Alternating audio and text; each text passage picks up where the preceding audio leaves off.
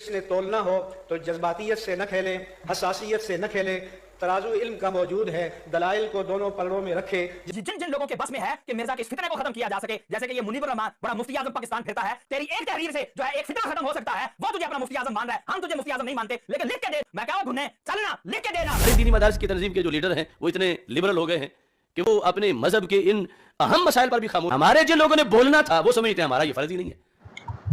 السلام علیکم ورحمۃ اللہ وبرکاتہ۔ اعوذ باللہ من الشیطان الرجیم، بسم اللہ الرحمن الرحیم۔ یا ایہا الناس انتم الفقراء الی اللہ واللہ هو الغنی الحمید۔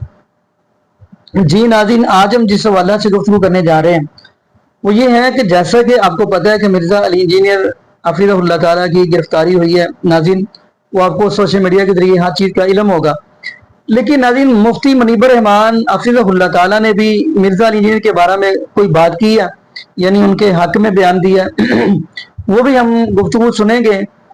تو لیکن ناظرین میں یہاں پہ چیز کہنا چاہتا ہوں، آپ نے 12 ربیع الاول والے دن جو حالات دیکھے ہیں آپ نے، یعنی گلیوں بازاروں کے اندر، چوکوں کے اندر، آیا کہ ناظرین یہ نبی پاک صلی اللہ علیہ وآلہ وسلم سے محبت ہے؟ آپ نے عورتیں دیکھی معاذ اللہ استغفر اللہ بغیر پردے کے، اور آپ نے استغفر اللہ معاذ اللہ یہاں تک بھی دیکھا ہے کہ عید میلاد النبی کی نماز بھی ادا کر دی گئی۔ اتنا یعنی کہ دل کے اندر حسد اور بغض، اتنا غصہ کہ ان لوگوں نے تیسری عید بھی ایجاد کر دی۔ غصہ صرف ان کے دلوں میں یہ ہے کہ جی یہ لوگوں کو قرآن حدیث کیوں سناتے ہیں۔ میں یہ یہاں تک سمجھاؤں کہ یہ لوگ قرآن حدیث لوگوں کو سناتے ہیں اور لوگ سیدھے رستے پہ آ جائیں گے، اور ہمارے ہم جو بابوں قصے کہانیاں سناتے ہیں نا، وہ کہیں بیچ میں رہ گئی تو ہمارا لنگر وغیرہ گیا۔ تو نبی یقین مانیے ایسی چیزیں دیکھی ہیں۔ اور اگلی بات پھر عید کی نماز، جشن عید میلاد النبی کی نماز تو پڑھا دی، اس سے آدھی یہ بھی کہہ دے کہ اسی ہوں ہر سال جی عید بھی پڑھاواں گے، استغفر اللہ معاذ اللہ۔ میں نے یقین مانیے یہ گفتگو جو کر رہا ہوں دل سے، اندر سے دل بڑا دکھی ہے ان لوگوں کی وجہ سے۔ یہ نبی پاک صلی اللہ علیہ وآلہ وسلم کے ساتھ اس کے رسول کے دعوے کرتے ہیں۔ اپنی ایمانداری سے سوچئے گا، آیا کہ پورا سال ان لوگوں نے کبھی عوام الناس کو قرآن حدیث سنایا؟ کبھی ان لوگوں نے یہ کہا کہ قرآن ہمیں یہ سبق دے رہا ہے، نبی پاک صلی اللہ علیہ وآلہ وسلم کا فرمان ہمیں یہ سبق دے رہا ہے؟ کبھی ان لوگوں نے بتایا؟ نہیں۔ ان لوگوں نے صرف یہ کہا ہے کہ جو فلانے بابا تھے، بزرگ تھے، وہ پھر ہواؤں میں اڑنے لگ پڑے تو وہ پھر پورے ہواؤں میں اڑ کے لوگوں کے گھروں کی طرف یعنی نظریں تو لا کے چاپیاں مارتے تھے، استغفر اللہ، اوپر اڑ کے۔ ایسے ان سے سن لیں۔ کوئی دوسرا اڑتا ہے وہ کہتے ہیں جی فلانے بابا تھے، اس بندے نے نا یعنی کہ اپنی مریدنی کیچ کر لی، استغفر اللہ معاذ اللہ۔ یقین مانیے یہ اندر سے دل دکھی، اس لیے ایسی گفتگو یہ کر رہا ہوں۔ خیر ناظرین، میں آپ کو وہ مفتی منیب الرحمان کے جو جملے ہیں وہ بھی سناتا ہوں، تو پھر مرزا علی انجینئر حفظہ اللہ تعالیٰ کی تفصیل ایک گفتگو ہے مفتی منیب الرحمان کے حوالہ سے، وہ بھی ہم سنیں گے، پھر انشاءاللہ ناظرین آگے ہم بھی گفتگو کریں گے۔ تو آئیے ناظرین مل کے گفتگو سنتے ہیں کہ میں کون ہوں اور کیا ہوں۔ محمد الرسول اللہ صلی اللہ علیہ وسلم کے دربار کے کمینے غلاموں میں سے ایک ہوں، کمینے غلاموں میں سے ایک ہوں، کمینے غلاموں میں سے ایک ہوں۔ یہاں کے فارغین تبلیغ اس طرح کریں گے، سارے علمی کو ہم دیوبند کی مکتب میں شامل اور حاصل کر لیں گے۔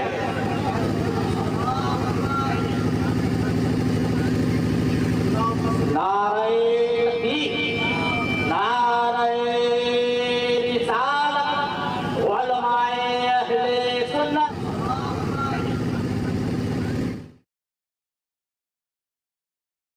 السلام علیکم ورحمۃ اللہ، لا حول ولا قوة الا باللہ، حسبنا اللہ ونعم الوکیل، یا حی یا قیوم برحمتک استغیث، لا الہ الا انت سبحانک انی کنت من الظالمین، ربنا آتنا من لدنک رحمہ وہیئ لنا من امرنا رشدا، اللہم صل علی محمد وعلى آل محمد وأصحاب محمد وأزواج محمد وأمة محمد أجمعين إلى يوم الدين آمين. الحمد لله رب العالمين والصلاة والسلام على سيد الأنبياء والمرسلين وعلى آله وأصحابه أجمعين إلى يوم الدين. الحمدللہ آج 24 دسمبر 2023 کو سنڈے کے دن ہمارا یہ پبلک سیشن نمبر 126 ہوگا انشاءاللہ تعالی. آپ کے یہ ریئل ٹائم سوالات پرچیوں کی شکل میں میرے پاس آ چکے ہیں، انشاءاللہ انہیں ہم بعد میں ڈسکس کریں گے. پہلے کرنٹ افیئر کے طور پر ایک ایشو، اور وہ ہے دارالافتاء جامعہ نعیمیہ، جس کے محتمم ہیں مفتی منیب الرحمان صاحب حفظہ اللہ تعالی، جو بریلوی مکتب کے مفتی اعظم ہیں ایٹ لیسٹ پاکستان میں. انڈیا کے لوگ بھی ان کو مانتے ہیں. انہوں نے ایک فتویٰ جاری کیا ہے چشتی رسول اللہ سے متعلق.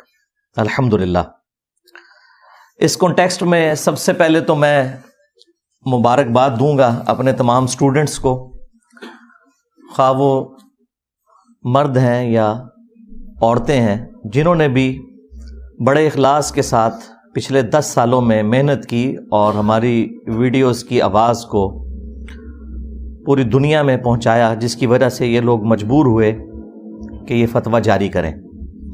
تو پہلا کریڈٹ اس کا اگر جاتا ہے کسی کو تو وہ ہمارے سٹوڈنٹس کو جاتا ہے، کیونکہ آپ کو یاد ہوگا کہ آج سے آلموسٹ 10 سال پہلے 23 فروری 2013 کو میں نے اپنی وہ ویڈیو ریکارڈ کروائی تھی، مسئلہ نمبر 71B، انڈیا اور پاکستان کے بزرگوں کی 19 گستاخانہ عبارات کا تحقیقی جائزہ. اس میں میں نے دیوبند اور بریلوی اور ایک آدھ حوالہ اہل حدیث کے حوالے سے بھی ہے، کیونکہ وہ کامن بزرگ ہیں دیوبند اور اہل حدیث کے. ان کے بزرگوں کی گستاخانہ عبارتیں ہائی لائٹ کی تھیں، اور بڑے احترام کے ساتھ صرف عبارتیں نقل کرنے کے بعد قرآن و سنت سے جو اوریجنل نظریہ ہے وہ بتایا تھا. اس کے بعد فتویٰ کسی پہ نہیں لگایا تھا. اور وہ بیسیکلی میرا ایک ریسرچ پیپر تھا، اندھا دھند پیروی کا انجام. اسی کو میں نے ویڈیو کی شکل میں ریکارڈ کروایا تھا 23 فروری 2013 کو. آج 24 دسمبر 2023 ہے، یعنی آلموسٹ آپ سمجھ لیں یہ 11 سال ہونے والے ہیں. 10 سال سے تو زیادہ ہی بنتا ہے. 18 دسمبر 2023 کو یعنی آلموسٹ 6 دن پہلے یہ فتویٰ مفتی منیب الرحمان صاحب کے مدرسے سے نکلا، اور اس پہ آلموسٹ 14 کے قریب علماء مزید ہیں جنہوں نے اپنے سگنیچرز کی ہیں. یہ فتویٰ یعنی ایک خوشائن چیز ہے، ہم اسے ویلکم کہتے ہیں. اور اپنے سٹوڈنٹس کے بعد اگر میں اس کا کریڈٹ کسی کو دیتا ہوں تو وہ خود مفتی منیب الرحمان صاحب ہیں حافظہ اللہ تعالی، کہ انہوں نے اس ضرورت کو محسوس کیا. ویسے تو دونوں معاملات میں ان کے لیے ایک امبیرسمنٹ تھی. اگر فتویٰ نہ دیتے تب بھی ظاہر ہے کہ لوگوں نے کہنا تھا کہ جی آپ قرآن و سنت کے علم بردار ہیں اور آپ کے سامنے واضح کفریہ عقائد آ رہے ہیں. دوسری طرف تو آپ کے بزرگ جو ہیں وہ تھانوی رسول اللہ کے حوالے سے اور باقی معاملات کے اندر حسام الحرمین میں احمد رضا بریلوی صاحب نے المتوفیٰ 1340 ہجری بمطابق 1921 ان کی ڈیتھ ہوئی. تو انہوں نے جو گستاخانہ عبارتیں دیوبند حضرات کی ہائی لائٹ کی تھی اور ان عبارات کے اوپر فتوے دیے تھے، تو یہ جب آپ کے اپنے گھر میں ایسی چیز نکلی ہے تو آپ لوگ خاموش کیوں ہیں؟ تو یہ فتویٰ آپ یہ نہ سمجھیں کہ انہوں نے خوشی سے دیا ہے، یہ مجبوراً دیا ہے، ان کی مجبوری ہے. اچھا، فتویٰ دے کر بھی ان کو نقصان ہوا ہے، لیکن وہ نقصان کم ہے. نقصان کیا ہوا ہے کہ اب وہ جب ان کے فتوے کو اپلوڈ کیا انہوں نے تو نیچے لوگوں نے کامنٹس کیے ہوئے تھے نیو اعلیٰ حضرت انجینئر محمد علی مرزا. ظاہر ہے ہم نے تو اعلیٰ حضرت کے نامکمل مشن کی تکمیل کی ہے. اعلیٰ حضرت کو صرف دوسرے فرقوں کے بزرگوں کے اندر خامیاں نظر آتی تھی, ہم نے اعلیٰ حضرت بھی جن بزرگوں کے ماننے والے ہیں ان کی چیزیں ہائی لائٹ کی ہیں. اور ابھی صرف ایک عبارت کے اوپر فتویٰ ہے, یہ ذہن میں رکھیے گا, یہ بھی 1% کام ہے, 99% کام ابھی باقی ہے. یہ نہ سمجھیں کہ یہ ایک فتویٰ دے کے تو ان کی جان چھوٹ گئی ہے. تمام عبارتوں کے اوپر فتویٰ چاہیے, اور وہ بھی انتہائی سنگین نوعیت کی عبارتیں ہیں, اور وہ عبارتیں وہ ہیں جن کا یہ لوگ دفاع بھی کرتے ہیں. ویسے تو اس کا بھی کرتے رہے, لیکن اس میں پھر بھی کوئی دو رائے تھی نا, ان عبارتوں کے حوالے سے تو یہ مکمل دفاع کرتے ہیں. اور میں نے ان کے جتنے بھی جھوٹے دفاع ہیں شتیہات کے نام کے اوپر, یا مجنون کے نام کے اوپر, یا جذب کے نام کے اوپر, یا خاص حالت کے نام کے اوپر, یہ میں نے ساری کی ساری چیزیں ان کی الحمدللہ رد کی ہوئی ہیں. وہ ایک الگ سے ٹاپک ہے, وہ بارہا میں کر چکا ہوں. بہرحال کام ابھی بہت باقی ہے, لیکن سٹارٹ تو ہوا, اللہ کا شکر ہے. اور یہ میں سمجھتا ہوں کہ ہمارے اسٹوڈنٹس کی کامیابی ہے کہ انہوں نے اس کا رونا اتنا رویا ویڈیوز کی شکل میں, خواہ یوٹیوب کے اوپر ہو, ٹک ٹاک کے اوپر ہو, فیس بک کے اوپر ہو, اور چیزیں ہائی لائٹ کی کہ یہ لوگ مجبوراً اس لیول تک اترے, ورنہ یہ تو کسی کو کچھ سمجھتے ہی نہیں ہے. کیونکہ بیسیکلی یہ ان کا ترہ امتیاز تھا کہ دیوبند اور اہل حدیث گستاخ رسول ہیں, اور بریلوی جو ہیں وہ عاشق رسول ہیں. تو اگر یہ گستاخی مانتے ہیں تو ان کے لیے ایک بہت بڑی تکلیف دہ چیز تھی یہ. آپ سمجھ سکتے ہیں اس تکلیف کو اگر غور و تفکر کریں, کہ جو اس فرقے کا زوم تھا, جو اس فرقے کی تمکنت تھی, جس کی بنیاد کے اوپر یہ لوگ کھڑے تھے, وہ تو مر گیا. ہاں, اور تمکنت تو مر گیا. ٹھیک ہے, تو اس اعتبار سے یہ ان کے لیے ڈیسیژن کرنا کوئی آسان کام نہیں تھا. لیکن بہرحال انہوں نے 2 موتوں میں سے ایک موت قبول کر لی, یعنی وہ بھی موت تھی اگر فتویٰ نہ دیتے, فتویٰ دے کر بھی موت ہے. ظاہر ہے کہ پھر انہوں نے مان لیا کہ یہ انجینئر صاحب کی وجہ سے ہمیں چیزیں ہائی لائٹ ہوئی ہیں. اس سے پہلے تو ہم لوگوں نے گونگے شیطان بن کے نہ صرف خاموشی اختیار کی ہوئی تھی, بلکہ اہل حدیثوں کے ساتھ, دیوبند کے ساتھ جب ہمارے مناظرے ہوتے تھے تو ہم انہی عبارتوں کا دفاع کیا کرتے تھے. ایون یہ چشتی رسول اللہ والی عبارت کا بھی ان لوگوں نے دفاع کیا ہوا ہے. خواجہ نے کیا فرمایا, سنو کہ میں کون ہوں اور کیا ہوں, محمد الرسول اللہ صلی اللہ علیہ وسلم کے دربار کے کمینے غلاموں میں سے ایک ہوں, کمینے غلاموں میں سے ایک ہوں, کمینے غلاموں میں سے ایک ہوں. تو یہ جو فتویٰ آیا ہے یہ 4 پیجز کے اوپر مشتمل ہے فتویٰ. ہم انشاءاللہ وہ پورا فتویٰ بھی اپنی ویڈیو کے اندر لگا دیں گے. اس فتوے میں کافی ساری انہوں نے باتیں کی ہیں. ظاہر ہے کہ ایک لائن میں تو فتویٰ نہیں دینا تھا, انہوں نے اپنا پوائنٹ آف ویو بھی کلیئر کرنا تھا, اور میرے حوالے سے بھی اپنا غصہ نکالنا تھا. وہ انہوں نے خوب نکالا ہے اس کے اندر نام لیے بغیر. ظاہر ہے میری وجہ سے ہی ہوا ہے سب کچھ. تو اس فتوے کے اوپر میں نے اپنی ورڈکٹ دینی ہے آج انشاءاللہ تعالی, تاکہ ایک تو ان کے لیے اپریسیشن والا مسئلہ بھی ہو جائے. وہ لوگ جو یہ سمجھتے ہیں کہ ہم لوگ یہ بددیانتی کے ساتھ یہ سارے معاملات کر رہے تھے صرف ایک فیم حاصل کرنے کے لیے, نعوذ باللہ من ذالک, یا انہیں ڈی فیم کرنے کے لیے, تو ان کے منہ بھی بند ہو جائیں کہ جب کوئی اچھا کام کرے گا ہم اسے اپریشیٹ کریں گے. پلس یہ جو سمجھ بیٹھے ہیں کہ ہم نے ایک فتویٰ دے کے تو اب ہماری جان چھوٹ جانی ہے, نہ نہ نہ نہ بالکل نہیں چھوٹنی. ہاں, جدو تک تھوڑا آخری بزرگ اپنی طبعی موت مر کے اور ان کی کتابیں اپنی موت مر کے قبر میں نہیں چلی جاتی نا, اور میں ان کی قبروں کے اوپر وکٹری کا نشان بنا کے ہاں بیٹھ نہیں جاتا نا, اس وقت تک یہ معاملہ ختم نہیں ہونا. کیونکہ یہ ایک فتویٰ دے کے ایک عبارت کے اوپر جو باقی پوری کی پوری تصوف کی کتابوں میں گستاخانہ عبارتیں موجود ہیں رسول اللہ کے حوالے سے صلی اللہ علیہ وآلہ وسلم, اللہ تعالیٰ کے حوالے سے تو یہ شتیہات کا سہارا لے لیتے ہیں, اور وہ بھی ان کی ایک ڈھونگ ہے, ہم اسے نہیں مانتے. با خدا دیوانہ باش با محمد ہوشیار, خود کہتے ہیں جی اللہ کے لیے دیوانگی ہو سکتی ہے، محمد صلی اللہ علیہ وآلہ وسلم کے لیے گستاخی کی کوئی تعویل نہیں ہوگی.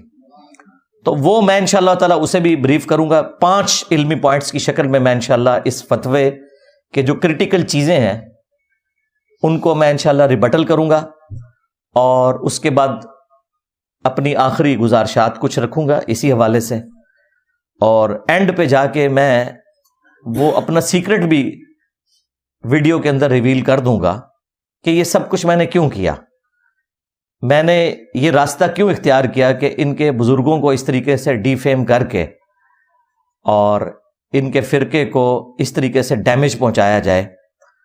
میں نے وہ راستہ اختیار نہیں کیا کہ صرف قرآن و سنت کے دلائل پیش کیے جائیں. وہ کام باقی لوگوں نے بھی تھوڑے یعنی اپنی حیثیت کے مطابق کیا.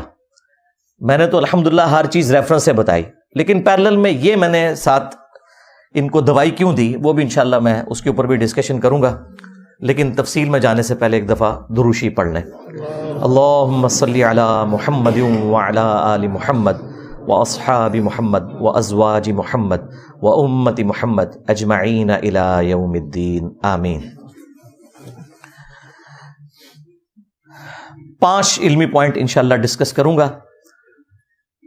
علمی پوائنٹ نمبر 1، اسی فتوے کے اندر جو یہ مختلف ان کے پیراگراف ہیں ان کو میں انشاءاللہ ورڈ بائی ورڈ پڑھوں گا اور اس کے اوپر اپنی ورڈکٹ دوں گا.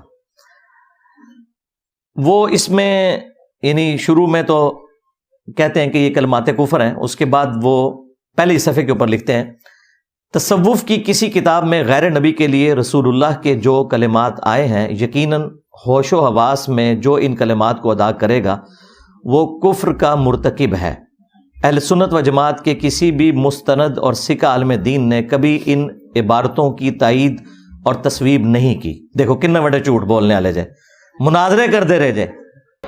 خواجہ نے کیا فرمایا؟ سنو کہ میں کون ہوں اور کیا ہوں. محمد الرسول اللہ صلی اللہ علیہ وسلم کے دربار کے کمینے غلاموں میں سے ایک ہوں. کمینے غلاموں میں سے ایک ہوں. کمینے غلاموں میں سے ایک ہوں. کوڑ مار دے ہو، پاگل سمجھا ہوا ہے عوام کو. بلکہ اس کا رد ہی کیا ہے. چنانچہ امام اہل سنت امام احمد رضا بریلوی قادری ان کے والد سے انہوں نے فتاوی رضویہ سے نقل کیا ہے کہ وہ کہتے ہیں کہ اگر کوئی شخص یہ کہے کہ میں اللہ کا رسول ہوں یا فارسی میں کہے کہ میں پیغمبر ہوں تو وہ کافر ہو جائے گا. اب مجھے بتائیں یہ کون سی راکٹ سائنس ہے جو اعلیٰ حضرت نے ہمیں سمجھا دی ہے؟ یعنی ہمارے چھوٹے سے بچے کو بھی پتہ ہے کہ جو شخص بھی یہ کہے گا کہ میں اللہ کا رسول ہوں یا پیغمبر ہوں رسول اللہ کے بعد صلی اللہ علیہ وآلہ وسلم، خواہ وہ مسلمہ کذاب ہو، خواہ وہ غلام احمد قادیانی دجال ہو، خواہ وہ کوئی صوفی بزرگ ہو جو کشف کے نام کے اوپر کسی خاص حالت کے اندر بھونک جائے. ہاں وہ جو خادم رضوی صاحب کہتے تھے انہوں ہلکا نہ جانو جیڑا بھونکتا جائے نبی تے بھونکتا جائے. تو جتنے بھی بھونکتے رہے ہیں اپنے آپ کو رسول اللہ کہہ کے، خواہ وہ چشتی رسول کے نام پہ ہو، تھانوی رسول کے نام پہ ہو، شبلی رسول کے نام پہ ہو، جی صادق رسول کے نام کے اوپر ہو، معاویہ رسول کے نام کے اوپر ہو، یہ تو انہوں نے تو کلمے اپنے 10-11 کر لیے ہیں. تو یہ سارے کے سارے جو ہیں یہ کلمات کفر یہ سب کو پتہ ہے. مسئلہ ہے کہ بزرگوں کو ہائی لائٹ کر کے ان چیزوں کو سامنے لے کر آنا، یہ کام کیوں نہیں کیا؟ ہمیں تو کہتے ہیں جی انجینئر صاحب گندی مکھی ہیں اور بیٹھتی ہی گند کے اوپر ہیں. بالکل مجھے فخر ہے کہ میں تمہارے بزرگوں کا گند صاف کر رہا ہوں، لیکن مانو یہ گند تمہارے بزرگوں کا تھا. یعنی میں جس گند پہ جا کے بیٹھ رہا ہوں یعنی چشتی رسول اللہ، تھانوی رسول اللہ یا باقی عبارتیں، یہ تمہارے بزرگوں کا گند تھا. اور 1 ٹن حسن زن رکھ لیتے ہیں کہ بزرگوں کا نہیں تھا، ان کی کتابوں میں ہے. تو کتابیں پرنٹ کس نے کی؟ اس سے چندے کس نے بٹورے؟ آج تک اس کی پرنٹنگ ہو رہی ہے. کسی کی جرت نہیں کہ ان مکتبوں کے باہر جا کے دھرنے دیں. پورے ملک کو یہ بلاک کرتے ہیں اپنے پولیٹیکل گینز کی خاطر. وہاں جا کے دھرنے کیوں نہیں دیتے؟ کیونکہ ادھر سے چندے لے کے کھا رہے ہیں، وہ ان کے اپنے لوگ ہیں پرنٹ کرنے والے. خواہ کشف المحجوب ہو، حشت بہشت ہو، تذکرۃ الاولیاء ہو، یہ ساری کی ساری کتابیں یہ لوگ خود پرنٹ کرتے ہیں، آج تک پرنٹ کر رہے ہیں. تو یہ جان نہیں چھڑا سکتے. تو یہ کہنا کہ جی یہ انجینئر صاحب گندی مکھی ہیں, گند پہ بیٹھتے ہیں, تو ہم پوچھیں گے کہ اشرف علی تھانوی صاحب نے سینکڑوں کتابیں لکھی تھیں, تو اعلی حضرت بھی جا کے گند پہ ہی بیٹھے. ایک کفریہ عبارت نکالی حفظ الایمان سے, جسے میں بھی کفریہ مانتا ہوں, میں نے اپنے ریسرچ پیپر میں ڈالی ہوئی ہے. میں نے 10 سال پہلے جو ویڈیو ریکارڈ کروائی 19 گستاخانہ عبارتوں کے اوپر, اس میں بھی اس کو ڈسکس کیا ہے. تو اعلی حضرت کو بھی سینکڑوں کتابوں میں ایک چھوٹا سا رسالہ حفظ الایمان, اس کی بھی ایک کفریہ عبارت ملی.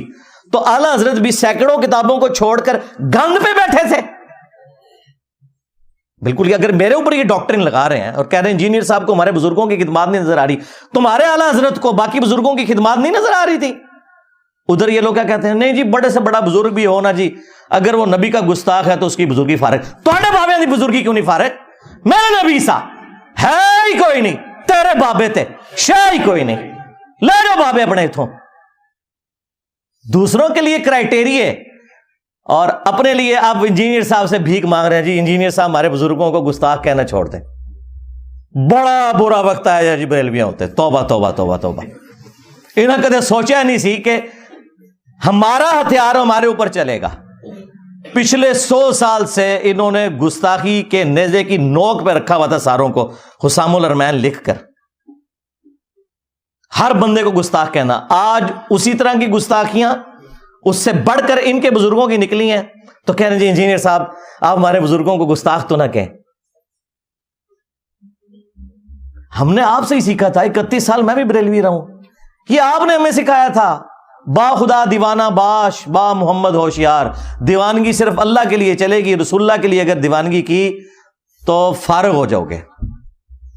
اب بھول گئے ہو سب کچھ, یہ تمہارا پڑھایا ہوا سبق تھا. اور الحمدللہ ہم اس سبق کو اچھا سمجھتے ہیں. بالکل, اسی لیے میں کہتا ہوں میں تو اعلی حضرت کے نامکمل مشن کی تکمیل کر رہا ہوں.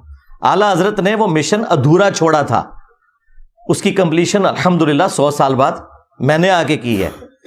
جس طرح نیوٹن نے گریوٹی کا ایشو ادھورا چھوڑا تھا, لوگ کنکلوڈ کر بیٹھے تھے, وہ تو 300 سال بعد جب آئنسٹائن آیا تو اس نے بتایا کہ بھائی یہ تھیوری آف ریلیٹیوٹی جب وہ سامنے لے کے آیا تو اس نے بتایا بھی گریوٹی تو فورس نہیں ہے, یہ تو ایشو ہی کوئی ڈیفرنٹ ہے. تو یہ نامکمل مشن تھا جس کی تکمیل اللہ کے فضل سے ہمارے اس پلیٹ فارم سے ہوئی ہے. لہذا یہ بالکل آپ اس کو کلیئر کر لیں کہ یہ اگر کریڈٹ پہلے نمبر پہ جاتا ہے تو ہمارے پلیٹ فارم کو جاتا ہے. اس حوالے سے الحمدللہ. علمی پوائنٹ نمبر 2, آگے چل کے وہ لکھتے ہیں کہ جہاں تک ان کتابوں کے مصنفین کے ایمان کا معاملہ ہے تو جب تک قطعی طور پر ثابت نہ ہو جائے کہ یہ الفاظ ان کے اپنے تحریر کردہ ہیں وہ اہل ایمان ہی قرار دیے جائیں گے. بالکل ہم آپ کے ساتھ ہیں. اور یہ دیکھیں, اپنی عوام کی حمایت حاصل کرنے کے لیے اور اپنی عوام کو میرے خلاف کرنے کے لیے جھوٹ بولتے ہیں کہ انجینئر صاحب ہمارے بزرگوں کو کافر کہتے ہیں, گستاخ رسول کہتے ہیں. یہ تم کہلواتے ہو. میری جو 23 فروری 2013 کی ویڈیو ہے, جو پہلی ویڈیو تھی 71B مسئلہ انڈیا اور پاکستان کے بزرگوں کی 19 گستاخانہ عبارات کا تحقیقی جائزہ, اس سے لے کے آج تک میں ہمیشہ سٹارٹ اسی سے لیتا ہوں کہ ہم 1 ٹن حسن ظن رکھتے ہیں کہ بزرگوں نے یہ نہیں فرمایا ہوگا, یہ الہاقی عبارت ہے, بعد میں کسی نے داخل کر دی. لیکن تم لوگ تو مناظرے کرتے رہے ہو نا اس کے حق میں. خواجہ نے کیا فرمایا, سنو کہ میں کون ہوں اور کیا ہوں. محمد الرسول اللہ صلی اللہ علیہ وسلم کے دربار کے کمینے غلاموں میں سے ایک ہوں. کمینے غلاموں میں سے ایک ہوں. کمینے غلاموں میں سے ایک ہوں. تم لوگ دفاع کرتے رہو, یہ تم لوگ کہتے رہو کہ یہ بزرگوں کی عبارتیں آپ کو سمجھ نہیں آئی ہیں. تو یہ ایک معصومانہ سا جملہ لکھنا کہ جی جب تک کنفرم نہ ہو ہم بزرگوں کو کافر نہیں کہہ سکتے, یہ کوئی آپ ہم پہ احسان نہیں کر رہے. ہم بھی یہی بات کرتے ہیں کہ بزرگوں پہ کفر کا فتویٰ نہیں لگے گا, عبارتوں پہ لگے گا. تمہیں تو یہ بھی توفیق نہیں مل رہی تھی کہ عبارتوں پہ فتویٰ دیتے, یہ تو ہماری وجہ سے دینا پڑ گیا نا. تمہیں تو صرف دیوبندیوں کی اور وہابیوں کی عبارتیں نظر آتی تھی, اپنے بابوں کی نظر ہی نہیں آتی تھی. پرنٹنگ کر رہے تھے آج تک.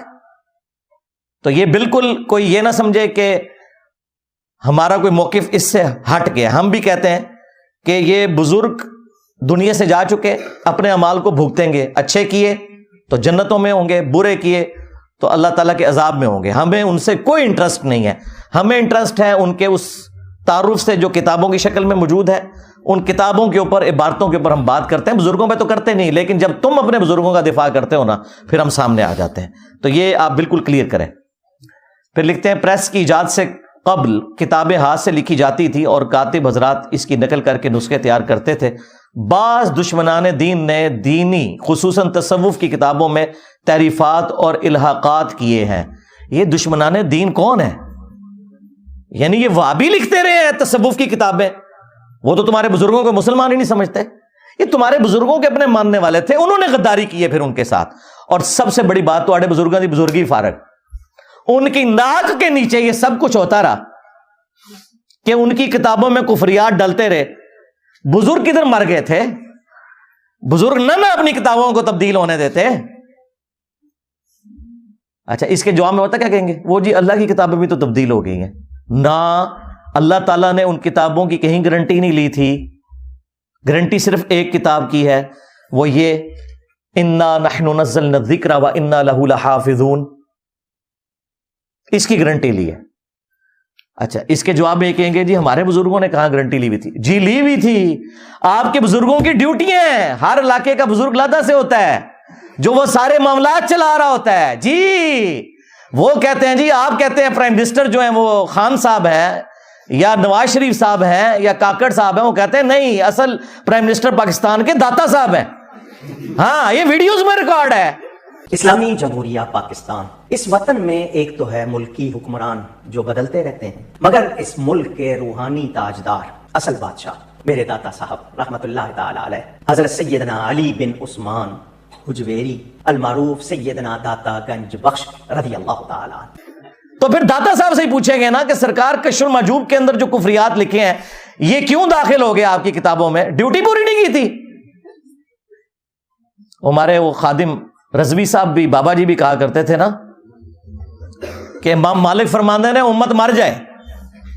ہاں, امام مالک کہتے ہیں کہ امت مر جائے اگر نبی کی گستاخیاں ہو رہی ہیں اور امت وہ گستاخیاں نہیں روک رہی. امام مالک فرماتے ہیں پھر امت زندہ کیوں ہے؟ پھر مر جائے ساری, پھر مر جائے ساری. پوری عالم اسلام اس وقت یا تو مر جائے, یا تو مر جائے سارا عالم اسلام, یا پھر حضور کی عزت پر پہرا دے. بس دو باتوں میں سے ایک بات ہے. بس یا سارا اکٹھا ہو کے مر جائے تو یا پھر فرانس کو جواب دے. تو میں نے اس میں کہا تھا بابا جی رکو ذرا, صبر کرو, تیرے بابا کیوں نہ مر جان. غوث کتب ابدال جنہ دی ڈیوٹیاں نے, انہوں نے اپنے نبی نے غداری کیوں کی ہے؟ انہوں نے اپنے نبی کا کلمہ نہیں پڑھا ہوا کیا؟ ان غوث کتب ابدال جو تمہارے جعلی کلیم کیے ہوئے ہیں لیکن تمہارے نزدیک تو اصلی ہیں, انہوں نے اپنے نبی کا کلمہ نہیں پڑھا ہوا؟ یہ کیوں نہیں مر جائیں؟ بلکہ تمہیں کہنا چاہیے تھا کہ بزرگ کتے کی موت مریں, کیونکہ ان کے پاس اختیار تھا کہ وہ رسول اللہ کے خلاف جو ویڈیوز ہیں یوٹیوب کے اوپر اپلوڈ, انہیں ڈیلیٹ کروا سکتے تھے نگاہ مار کے, اور نہیں کروائی انہوں نے. واہ واہ, عزتیں اویل کی ہیں تم نے اللہ اور اس کے رسول کے نام کے اوپر. چندے بٹورے ہیں, خانقاہیں آباد کی ہیں, جدادیں بنائی ہیں اللہ اور اس کے رسول کے نام کے اوپر عز و جل و صلی اللہ علیہ وآلہ وسلم. سواریاں سوار کی ہیں تم نے مکے اور مدینے کی آوازیں لگا کر, اور آج جب اسلام کے اوپر برا وقت آیا ہے تو تم سے کچھ بھی نہیں ہو رہا. تو پھر ہم تم سے پوچھیں گے کہ چندے حلال کیوں نہیں کر رہے ہو؟ تمہارے بزرگوں کی ڈیوٹیاں تھی, تمہیں کہنا چاہیے پہلے بزرگ مر جائیں کہ رسول اللہ کی گستاخیاں ہو رہی ہیں, یہ نگاہ مار کے کچھ نہیں کر رہے. اللہ نے کچھ نہیں کرنا. ہاں, وہ ابراہ کا لشکر ایک ہی دفعہ اللہ نے ہلاک کیا تھا, اس سال کو یادگار بنانا تھا کیونکہ اس سال رسول اللہ صلی اللہ علیہ وآلہ وسلم کی ولادت ہونی تھی. اس کے بعد یزید کے دور میں, عبد الملک بن مروان کے دور کے اندر کعبے کے اوپر چڑھائی ہوئی ہے, مسجد نبوی کی توہین ہوئی ہے. اللہ تعالیٰ نے دنیا کو بقدر ایفرٹ چھوڑا ہوا ہے. یہ بات بالکل درست ہے کہ امت کا کام ہے کہ وہ کام کرے, لیکن امت میں تو بڑے یہ ہیں نا, ان کے غوث کتب ابدال جو نگاہیں مار سکتے ہیں. اس کا مطلب ہے یہ سارا فراڈ ہے, کچھ بھی نہیں کوئی کر سکتا. دیکھو تم لوگوں نے 1200 سال سے امت کو ٹرک کی بتی کے پیچھے لگایا ہوا تھا. اور ان کی کتنی دھاگ اٹھائی ہوئی تھی جی، نگاہ مار کے تینج کر دیتے ہیں. کتنے ہونا آپ مر گئے نا، کیوں نہیں گستاخانہ ویڈیوز ڈیلیٹ کرواتے؟ اپنی کتابوں میں جو گستاخانہ عبارتیں ہیں یہ ان کے بعد ان کے کاتبین لکھتے رہے، یہ یا خود لکھواتے رہے، واللہ عالم، ہمیں نہیں پتا. ہم نہ ادھر کی طرف کھڑے ہوتے ہیں نہ ادھر کی طرف، چلے حسن زن رکھ لیتے ہیں، بعد کے لوگوں نے کیا ہے. تو یہ بابے کدھر مار گئے؟ ان کا کام نہیں تھا کہ اپنی نوکری حلال کرتے؟ دیکھیں انہوں نے نمک حرامی کی، بقول ہی نہیں کہ انہوں نے رسول اللہ کے ساتھ غداری کی صلی اللہ علیہ وآلہ وسلم، تو اللہ تعالیٰ نے ان سے کیسا بدلہ لیا ہے. اتنی بڑی بلا ان کے اوپر چھوڑ دی ہے. میرے نبی سا ہے ہی کوئی نہیں، تیرے بابے تے شاہ ہی کوئی نہیں. اچھا اب یہاں پہ میں ایک اور چیز بھی عرض کر دوں کہ یہ جو ان کا دھوکہ ہے نا کہ جی جو عبارتیں ہمارے بزرگوں کی کفریات ہیں یہ بعد میں شامل کر دی ہیں، تو آپ صرف ان کتابوں سے وہ باتیں لے لیں جو قرآن و سنت کے مطابق ہیں، باقیوں کو چھوڑ دیں. ہم کیوں لیں ان کتابوں سے؟ کیا آپ غلام احمد قادیانی دجال کی کتابوں کے بارے میں بھی یہ بات کریں گے کہ اس میں جو قرآن و سنت کے مطابق ہے وہ لے لو اور باقی چھوڑ دو؟ کہیں گے نہیں، اس کی گمراہی تو مسلمہ ہے. تو آپ کے بزرگوں کی بھی جو انٹروڈکشن ہے، ان کا جو تعارف ہے، وہ انہی کتابوں سے ہے. یہ ذہن میں رکھیے گا. If there is no کشف المحجوب there is no علی بن عثمان حجویری. اگر کشف المحجوب ختم ہوتی ہے نا تو علی حجویری نام کی کوئی شخصیت نہیں ہے. ویسے آپ نام دے کے کوئی بھی بزرگ کھڑا کر لیں، ان بزرگوں کی دھونس، ان کے مراتب، آپ نے جس چیز کے اوپر کلیم کیے تھے وہ ان کی کتابیں تھی. کتابوں میں آپ نہ سمجھیں چاند ایک گستاخی ہیں، یہ پوری کی پوری کتابیں کفریات کا پلندہ ہے، سوائے آیات اور احادیث کے، اور وہ بھی جو صحیح حدیث ہیں اس میں وہ ساری کی ساری تعلیمات ہی قرآن و سنت کے خلاف ہیں. لیکن میں نے ہائی لائٹ کی ہیں گستاخیاں کیونکہ وہ بات ذرا آسانی سے سمجھ آتی ہے. ادروائز ہمارے نزدیک تو یہ ساری کتابیں فراڈ کے اوپر مبنی ہیں. چلیں ہم ایگری کر لیں ان کے ساتھ کہ جی یہ جو گستاخانہ عبارتیں ہیں وہ بعد میں کسی نے ڈال دی ہیں، لیکن مجھے یہ بتائیے جو تعلیمات یہ لوگ خود اپنے درس و بیان کے اندر لوگوں سے بیان کرتے ہیں ان کے بارے میں آپ کیا کہیں گے؟ وہ تو میں نے تو نہیں نا گن پوائنٹ پہ داخل کروایا. یعنی یہ کہتے ہیں کہ جی یہ گستاخانہ عبارتیں بزرگوں کی نہیں ہیں، لیکن یہ والی تعلیمات جو ہے نا یہ بزرگوں کی ہیں. ہمارے نزدیک تو وہ تعلیمات بھی فراڈ ہیں. مثال کے طور پر باپا جانی جو ہے الیاس قادری صاحب، اس وقت سب سے بڑے ان کے غوث وقت ہے نا، انہوں نے شیخ عبد القادر جیلانی المتوفا 561 ہجری سے متعلق ایک کتابچہ لکھا ہے جنات کا بادشاہ. وہ چینی جن والا، وہ چینی جن جس میں وہ واقعہ بھی ہے. اچھا اس میں انہوں نے ایک واقعہ لکھا ہے، اور واقعہ نہ صرف لکھا ہے بلکہ ان کے جو چھوٹو مولوی ہیں نا وہ ویڈیو میں بھی بیان کر رہے ہیں اور اس کو ڈیفینڈ بھی کر رہے ہیں. شیخ عبد القادر جیلانی کو کچھ لوگ ملنے کے لیے آئے، تو جب ان کے پاس پہنچے تو ان کا ایک جو غلام تھا اس نے لوٹا جو رکھا تو لوٹے کی ٹوٹی قبلہ کی طرف نہیں کی. تو شیخ عبد القادر جیلانی غوث پاک سرکار رضی اللہ تعالیٰ عنہ کو اس پر ملال ہوا، تو آپ نے جلال سے اس کی طرف دیکھا تو وہ آپ کی نگاہ کی تاب نہ لاتے ہوئے جاں بحق ہو گیا. اور ان تعلیمات کو یہ قرآن و سنت کے مطابق سمجھتے ہیں. ہم کہتے ہیں یہ بھی فراڈ ہے. اس میں پتہ کیا لکھا ہوا ہے واقعہ کہ شیخ عبد القادر جیلانی رحمۃ اللہ علیہ کا ایک مرید تھا، وہ انہیں وضو کروایا کرتا تھا. ایک دن اس نے وضو کروانے کے بعد جو لوٹا ہے نا اس کی ٹوٹی قبلہ رخ رکھنے کی بجائے تھوڑی ہٹا کے رکھ دی، جان بوجھ کے نہیں، بے دھیانی کی وجہ سے. تو کہتے ہیں جی شیخ عبد القادر جیلانی کو اتنا غصہ آیا کہ انہوں نے نگاہ مار کے نا مرید کو جلا کے راکھ کر دیا، اس کی روح پرواز کر گئی. وہ مرید جو بیچارہ اس امید میں اپنے بابے سے اٹیچ تھا کہ یہ میری حفاظت کرے گا، وہ خود تو مرا، بابا بھی مار کے چلا گیا. ہاں ظاہر ہے بابے نے قتل نہ کیا، 302 لگتی ہے بابے کے اوپر. ہاں ذہن میں رکھیے گا. تو ان کے بابوں نے ان کی آخرت کیا بچانی ہے، ان کے مرید اپنی آخرت بھی لے ڈوبے، بابا بھی نال ہی لے گئے. تو کہتے ہیں اس کے بعد پھر انہوں نے نگاہ ماری لوٹے کی طرف تو ٹوٹی سیدھی ہو گئی. یہ ان لوگوں کا، ان کے بزرگوں کا، اب تو میں کہہ سکتا ہوں نا ان کے بزرگوں کا، کیونکہ یہ تو مانتے ہیں نا، ان کے بزرگوں کا یہ لیول ہے کہ وہ بجائے لوٹے کی ٹوٹی کو سیدھا کرنے کے بندے مار دیتے ہیں، اور پھر ہمیں یہ بتاتے ہیں کہ آپ نے رسول اللہ تک پہنچنا ہے نا صلی اللہ علیہ وآلہ وسلم، ان بزرگوں کا دامن کرم تھام لیں۔ توبہ توبہ توبہ، دماغ خراب ہے ساڈا، جو اپنے مریدوں کو جلا کے راکھ کر دیں، یوٹیوب سے گستاخانہ ویڈیوز نہ ڈیلیٹ کروا سکیں، ان کے ساتھ ہم نے اٹیچ ہونا ہے، ہمارا دماغ خراب ہوا ہے۔ اب دیکھیں اس سے کتنے مدنی پھول نکلتے ہیں، ہاں میرا دماغ کدھر جاتا ہے۔ سب سے پہلا مدنی پھول تو یہ ہے کہ ان کے بابے جو ہے نا قتل ناحق کرتے تھے، 302 ان پہ لگتی تھی، اور قرآن میں ہے جس نے کسی مؤمن کو ناحق قتل کر دیا وہ ہمیشہ کی جہنم میں۔ ان کے بابے بقول ان کے، میں نہیں کہتا، بقول ان کے، ہم تو اس نے ظن رکھیں گے کہ عبد القادر جیلانی کو تو بیچاروں کو پتہ ہی نہیں ہوگا ان کے ساتھ کیا کچھ ہو رہا ہے، لیکن چونکہ یہ کروا رہے ہیں تو ظاہر ہے کہ پھر اس کا اینڈ رزلٹ یہی نکلے گا کہ وہ اپنے مریدوں کو قتل ناحق والا نہ صرف معاملہ کرتے تھے بلکہ مریدوں کی وجہ سے اپنی بھی آخرت برباد کر لی، ظاہر ہے خود بھی جہنم میں چلے گئے قتل ناحق کر کے، تو قرآن کا فتویٰ ہے۔ آج تو بابے ہوں 302 کٹاوا ہوتے ہیں۔ اچھا، اس کے بعد یہ رزلٹ نکلا کہ یہ جو ان کا دعویٰ ہے نا کہ یہ رسول اللہ صلی اللہ علیہ وآلہ وسلم کے دین کے پاسباں ہیں، امین ہیں، ان کی لیگیسی آگے لے کے چل رہے ہیں، یہ بھی بالکل فراڈ ہے۔ کیا رسول اللہ صلی اللہ علیہ وآلہ وسلم کا ایٹیچیوڈ یہ ہوتا تھا اپنے ساتھیوں کے ساتھ؟ بخاری اور مسلم دونوں اٹھا کے دیکھیں، انس ابن مالک کہتے ہیں 10 سال تک میں نے رسول اللہ کو وضو کروایا ہے صلی اللہ علیہ وآلہ وسلم۔ وہ کہتے ہیں میں چھوٹی عمر کا بچہ تھا، 10 سال کی عمر میں میری والدہ ام سلیم مجھے رسول اللہ کی خدمت کے لیے چھوڑ کے چلی گئیں، اور 10 سال میں نبی الاسلام کے ساتھ رہا۔ کہتے ہیں ان 10 سالوں میں کبھی ایسا نہیں ہوا کہ نبی الاسلام نے مجھے ڈانٹا ہو، مجھے کبھی یہ کہا ہو کہ تم نے یہ کام کیوں کیا، یہ کام کیوں نہیں کیا۔ وہ کہتے ہیں کئی بار نبی الاسلام مجھے کسی کام سے روانہ کرتے تو میں بچوں میں کھیلنا شروع کر دیتا، یار 10 سال کا بچہ کھیلے گا ہی نا۔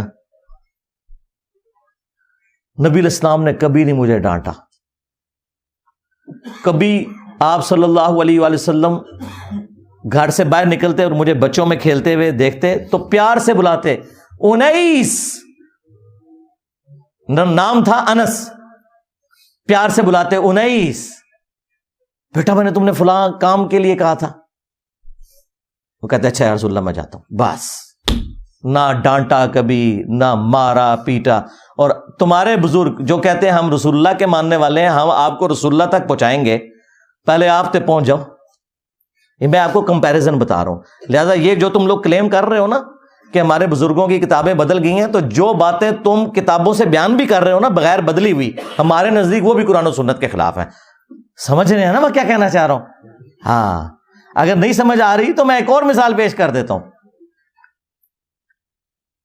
ان کے وہ اس وقت میٹھے میٹھے ایک مبلغ جو طارق جمیل صاحب کے مقابلے پہ انہوں نے لانچ کیے ہوئے ہیں، ثاقب رضا مصطفی صاحب، ہائے ہائے ہائے ہائے، وہ خواجہ باول حق نقشبند کے بارے میں بتا رہے ہیں کہ ان کی ایک مریدنی تھی، ہاں، اس کو بادشاہ وقت نے ایک مینارے سے گرایا، ہاں، اور وہ بخارے میں تھے۔ وہ کہتے ہیں کہ مریدنی نے آخری وقت میں بجائے اللہ کو پکارنے کے نا وہ بابے کو پکارا۔ اوکھے ویلے بزرگ کام آتے ہیں۔ تو آگے الفاظ دیکھیں اس ذمہ دار شخص کے، یہ کہتا ہے کہ جی وہ بزرگ آئے اڑ کے اور انہوں نے مریدنی کو کیچ کر کے، ہاں اس میں الفاظ ہے پکڑ کے، تو زمین پہ آرام سے رکھ دیا جب اس کو دھکا دیا جلاد نے۔ حضرت شاہ نقشبند بخاری علیہ رحمہ نقشبندیوں کے امام ہیں۔ آپ کابل میں تشریف لائے تو بادشاہ کے گھر میں کام کرنے والی ایک خاتون آپ سے روحانی نسبت قائم کر لیتی ہے۔ جو اس کی ہم منصب تھیں انہوں نے اس سے حسد کیا اور بادشاہ کے گھر کا زیور چوری کر کے اس پر الزام دھر دیا اور گواہیاں بھی دے دی۔ بادشاہ کو بڑا غصہ آیا، اس نے کوئی بات سنے بغیر کہا کہ اس کو لے جاؤ اور محل کی چھت سے اوپر گرا دو۔ خیر اس کو چھت پہ لے گئے، جب پھینکنے لگے تو اس کے دل میں خیال آیا، وہ کسی نے بتایا تھا کہ اوکھے ویلے بزرگ کام آتے ہیں، تو اس سے بڑھ کر اوکھا ویلا ہو کیا سکتا ہے؟ تو اس نے بخارے کی طرف منہ کر کے کہا شیئا للہ چو گدائے مستمند المدد خواہم ز شاہ نقش بند. اور اتنے میں جلاد نے پیچھے سے دھکا دے دیا. جب وہ نیچے گئی تو حضرت شاہ نقش بند بخاری نے پکڑ کے آرام سے زمین پہ رکھ دیا. تو حیرت زدہ ہوگی حضرت آپ کب آئے تھے؟ کہا تو از چبارہ آمدی من از بخارا آمدم. تو چبارے سے چل پڑی تھی، میں بخارے سے چل. اور بعد میں مریدنی پوچھتی ہے کہ حضرت آپ کہاں سے ہیں؟ تو انہوں نے کہا کہ تو مینارے سے چل پڑی اور میں بخارے سے چل پڑا، اور نہر والے پل تے آ کے ملے دوئے. یہ تبدیل تو نہیں ہوا ظاہر ہے. ثاقب رضا مصطفی صاحب جب بیان کر رہے ہیں تو یہ واقعہ تبدیل تو نہیں ہوا نا. اس کے ساتھ تو ہم یہ کر سکتے ہیں نا سب کچھ. اور دوسری طرف بخاری مسلم میں حدیث ہے کہ اما عائشہ سلام اللہ علیہا کہتی ہیں کہ اللہ کے محبوب صلی اللہ علیہ وآلہ وسلم نے کبھی بھی کسی عورت کو بیعت کے لیے ہاتھ نہیں لگایا. اور ان کی حالت دیکھیں کہ ان کے جو پیر ہیں وہ مریدنیاں کیچ کرتے ہیں. اب میں نے تو نہیں ان کو کہا کہ نامحرم مریدنی کو کیچ کیوں کیا، یہ میں آپ کو کمپیریزن بتا رہا ہوں. اس کے بعد ایک اور واقعہ جو بڑا مشہور کیا ہوا ہے انہوں نے، وہ کہتے ہیں کہ جی ابو الحسن خرقانی جو تھے نا، جو بایزید کے خلیفہ تھے، وہ خلیفہ بھی جا کے قبر پہ ہی ہوئے ہیں. مطلب ان کے مرنے کے بعد تو وہ پیدا ہو رہا ہے بندہ. تو محمود غزنوی جب سومناتھ پہ حملے کر رہا تھا تو اس کو کامیابی نہیں ہو رہی تھی، تو آخری دفعہ اس کے پاس ابو الحسن خرقانی کا ایک کرتا تھا جو اس نے اللہ کے حضور توسل کے طور پر پیش کرتے ہوئے دعا کی اور اسے فتح ہو گئی. اور رات کو خواب میں بابا جی آ گئے اور بابا جی ناراض ہیں. وہ کہتے ہیں کہ تو نے میرے کرتے کی اتنی کم قیمت لگائی ہے. اگر تو یہ کرتا اپنے ہاتھ میں پکڑ کے اللہ سے یہ دعا کرتا کہ ہند کی سرزمین میں قیامت تک کوئی کافر نہ ہو تو یہ سارے مسلمان ہو جاتے. حضرت ابو الحسن خرقانی ایک بزرگ گزرے ہیں. یہ حضرت باعزید بستامی کے سجادہ نشین تھے. اتنے بڑے آدمی تھے، اپنا جوبہ دیا محمود غزنوی کو. جب مشکل آئی تو دعا مانگنا آگے رکھ کے اللہ فتح دے دے گا. تو محمود کہتے ہیں جب سومناتھ کے مندر نہیں فتح ہو رہے تھے تو میں نے بابے کا جوبہ سامنے رکھ کے دعا کی تو اللہ نے مجھے فتح دے دی. کہتے ہیں بابا جی رات خواب میں ملے تو کہنے لگے تو نے کیا قیمت ڈالی میرے جبے کی؟ کہا حضور کیا مطلب؟ فرمانے لگے تو میرا جبہ سامنے رکھ کے دعا کرتا کہ یا اللہ ہندوستان کے سارے کافر مسلمان ہو جائیں تو اللہ نے توفیق ایمان دے دینی. یہ تو نے کیا دعا مانگی ہے؟ یہ تعلیمات بتاتے ہیں اور پھر سبحان اللہ پڑھتے ہیں. اور یہ واقعہ تذکرۃ الاولیاء کے اندر بھی لکھا ہوا ہے شیخ فرید الدین عطار نے. اب یہ واقعات بیان کرتے ہیں تو ہم اس کے مقابلے میں انہیں بتائیں گے کہ بھائی اگر ان کرتوں سے کوئی فرق پڑتا تو اس کائنات میں سب سے عظیم کرتا تو رسول اللہ کا صلی اللہ علیہ وآلہ وسلم.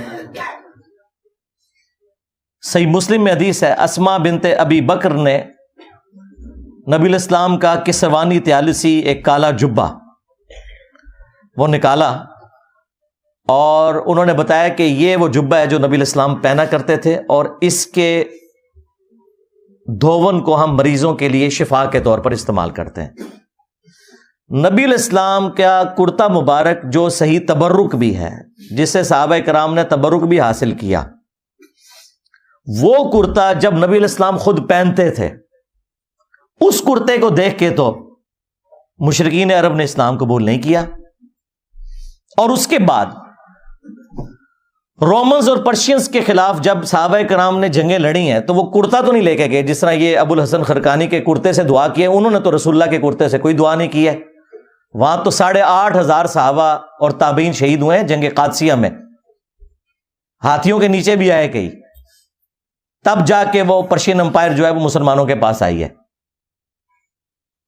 اور جنگ یرموک میں بھی ہزاروں صحابہ اور تابعین شہید ہوئے ہیں. تب جا کے رومن امپائر کی کمر ٹوٹی ہے. ادھر تو کوئی کرتے نہیں لے کے گئے، سب کہانیاں بنائی ہوئی ہیں. پھر ہمارے وہ جو مرشد ہیں مصباحی صاحب، ہاں اب مصباحی صاحب جو کچھ بیان کر رہے ہیں بزرگ ہی لکھ کے گئے ہیں. یہ کشف المجوب میں واقعہ لکھا ہوا ہے. اوپر دیکھا تو سونا, نیچے دیکھا تو سونا, درخت سارے کا سارا سونے کا, اور پتے سونے کے, اور جڑیں بھی. ہاں نا اینڈ تک کہتے ہیں ہاں نا, یعنی میں بھی ہوتے ہی سا. ہاں یہی مطلب ہوتا ہے نا. داتا حضور کشف المجوب میں لکھتے ہیں یہ فکرے ان کی زبان سے تب ادا ہوئے جب اس درخت کے نیچے تھے جس کے اوپر میں چڑھا ہوا تھا.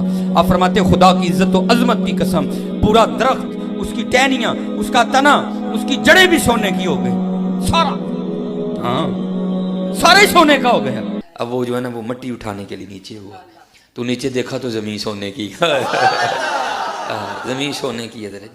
یہ کیا ہوا؟ دائیں دیکھا تو سونا, بائیں دیکھا تو سونا, آگے دیکھا تو سونا, پیچھے دیکھا تو سونا.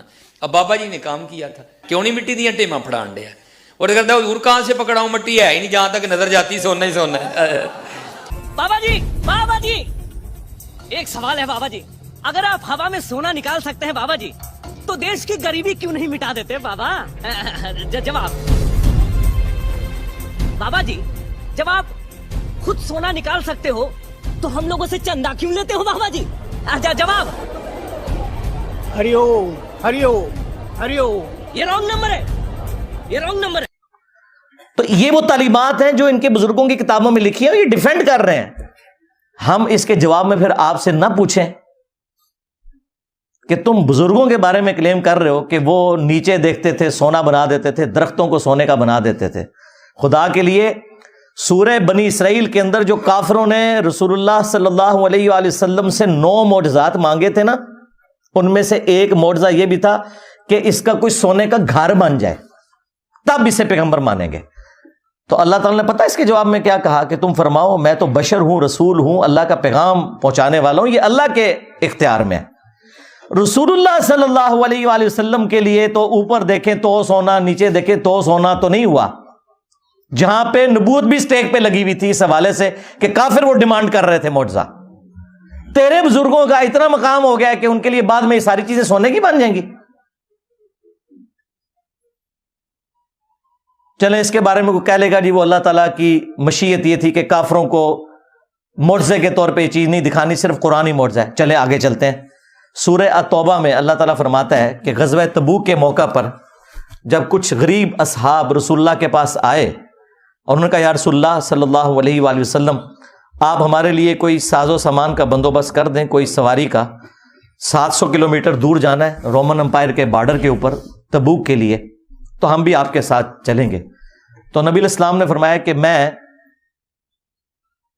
اپنے پاس کوئی ایسی چیز نہیں پاتا کہ میں تمہاری اس حوالے سے کوئی مدد کر سکوں, نہ سواری کے طور پہ نہ ساز و سامان کے طور پر. اے نبی تم دیکھتے ہو کہ یہ تم سے اس حال میں واپس پلٹتے ہیں کہ ان کی آنکھیں آنسوؤں سے تر ہوتی ہیں, اس غم کے سبب کہ وہ اپنے نبی کے ساتھ قتال میں شامل نہیں ہو سکیں گے. اب نبی علیہ السلام تو کہہ رہے ہیں کہ میں تو کوئی ایسی چیز نہیں پاتا کہ میں تمہاری مدد کر سکوں. تو اس موقع پر اوپر دیکھا تو سونا, نیچے دیکھا تو سونا کیوں نہیں ہو گیا؟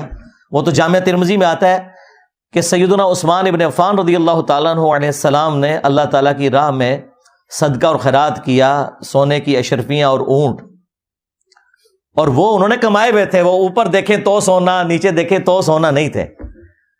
تو تمہارے بزرگوں کے لیے ہم کیسے مان لیں؟ صحیح بخاری میں آتا ہے کہ سیدنا ابو بکر جب خلیفہ راشد بنائے گئے تو انہوں نے صحابہ کرام سے کہا کہ تم اچھی طرح جانتے ہو میرا کاروبار بڑا اچھا چل رہا تھا, لیکن اب تم نے حکومت کی ذمہ داری میرے اوپر ڈال دی ہے, تو میرے بال بچوں کا کیا بنے گا, میرے لیے کوئی وظیفہ مقرر کرو. تو صحابہ کرام نے پھر مشورہ کر کے ایک جو عام مہاجر کا وظیفہ تھا وہ خلیفہ راشد کے لیے مقرر کیا. اور بخاری کے الفاظ بتا کیا ہیں کہ ابو بکر امور حکومت چلائیں گے اور اس کے عوض جو مسلمان ہیں وہ ان کے بیوی بچوں کا خرچہ اٹھائیں گے. کتنی گستاخی ہے کہ ابو بکر کے گھر والوں کا خرچہ مسلمان اٹھا رہے ہیں ان کے بقول. لیکن ہمارے نزدیک ایسا ہی ہوتا ہے بھائی, یہ نہیں ہوا کہ حضرت ابو بکر نے مسلح اٹھایا تو نیچے سے سونا نکلا, نہیں نکلتا ایسے سونا, ایسا تو نہیں ہوتا.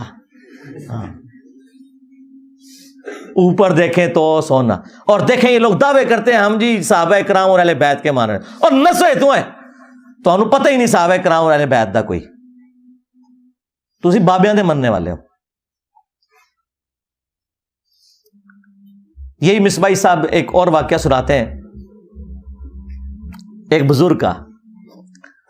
وہ کہتے ہیں کہ وہ سمندری جہاز کے ذریعے حج یا عمرے کے لیے جا رہے تھے اور بار بار کیپٹن سے آگے پوچھتے تھے کہ بھائی کب آئے گا جدہ، تو وہ کہتا تھا ابھی تو یہ بندرگاہیں آئیں گی پھر، اور پھر وہی جو ان کی کہانی تھی وہ چھوڑ دی انہوں نے. وہ کہتے ہیں کہ جی وہ بزرگ جو ہیں وہ انہوں نے اپنی کرامت دکھائی اور نے کہا جی کیپٹن صاحب لو پھر جدہ آ گیا جی. ہمارے بزرگوں نے کوئی لطیفے نہیں لکھے جی. یہ کتاب ہے تذکرہ غوثیہ، یہ غوث علی شاہ صاحب رحمۃ اللہ تعالیٰ علیہ کے ملفوظات. آپ فرماتے ہیں میں حج کرنے کے لیے گیا اور میں بمبئی بندرگاہ سے بحری جہاز پہ بیٹھا. کہتے اسی طرح جہاز بمبئی بندرگاہ سے نکلا، تھوڑا سا جہاز آگے گیا ہوگا تو ایک بابا جی آ گئے اور آ کے میرے والد صاحب کو کہتے ہیں مولوی صاحب یہ تو بتائیں جدہ کب آئے گا. تو کہتے ہیں میرے والد صاحب مسکرا کے کہنے لگے بزرگوں وہ یہ تو جہاز بمبئی بندرگاہ تو چلے ہیں 11 دن لگنے نے پھر جدہ آئے گا. کہتے ہیں وہ بابا جی چلے گئے، اثر پڑھ کے پھر آئے، وہی سوال. میرے والد صاحب کا بھی وہی جواب. پھر چلے گئے، مغرب پڑھ کے پھر آئے، پھر وہی سوال.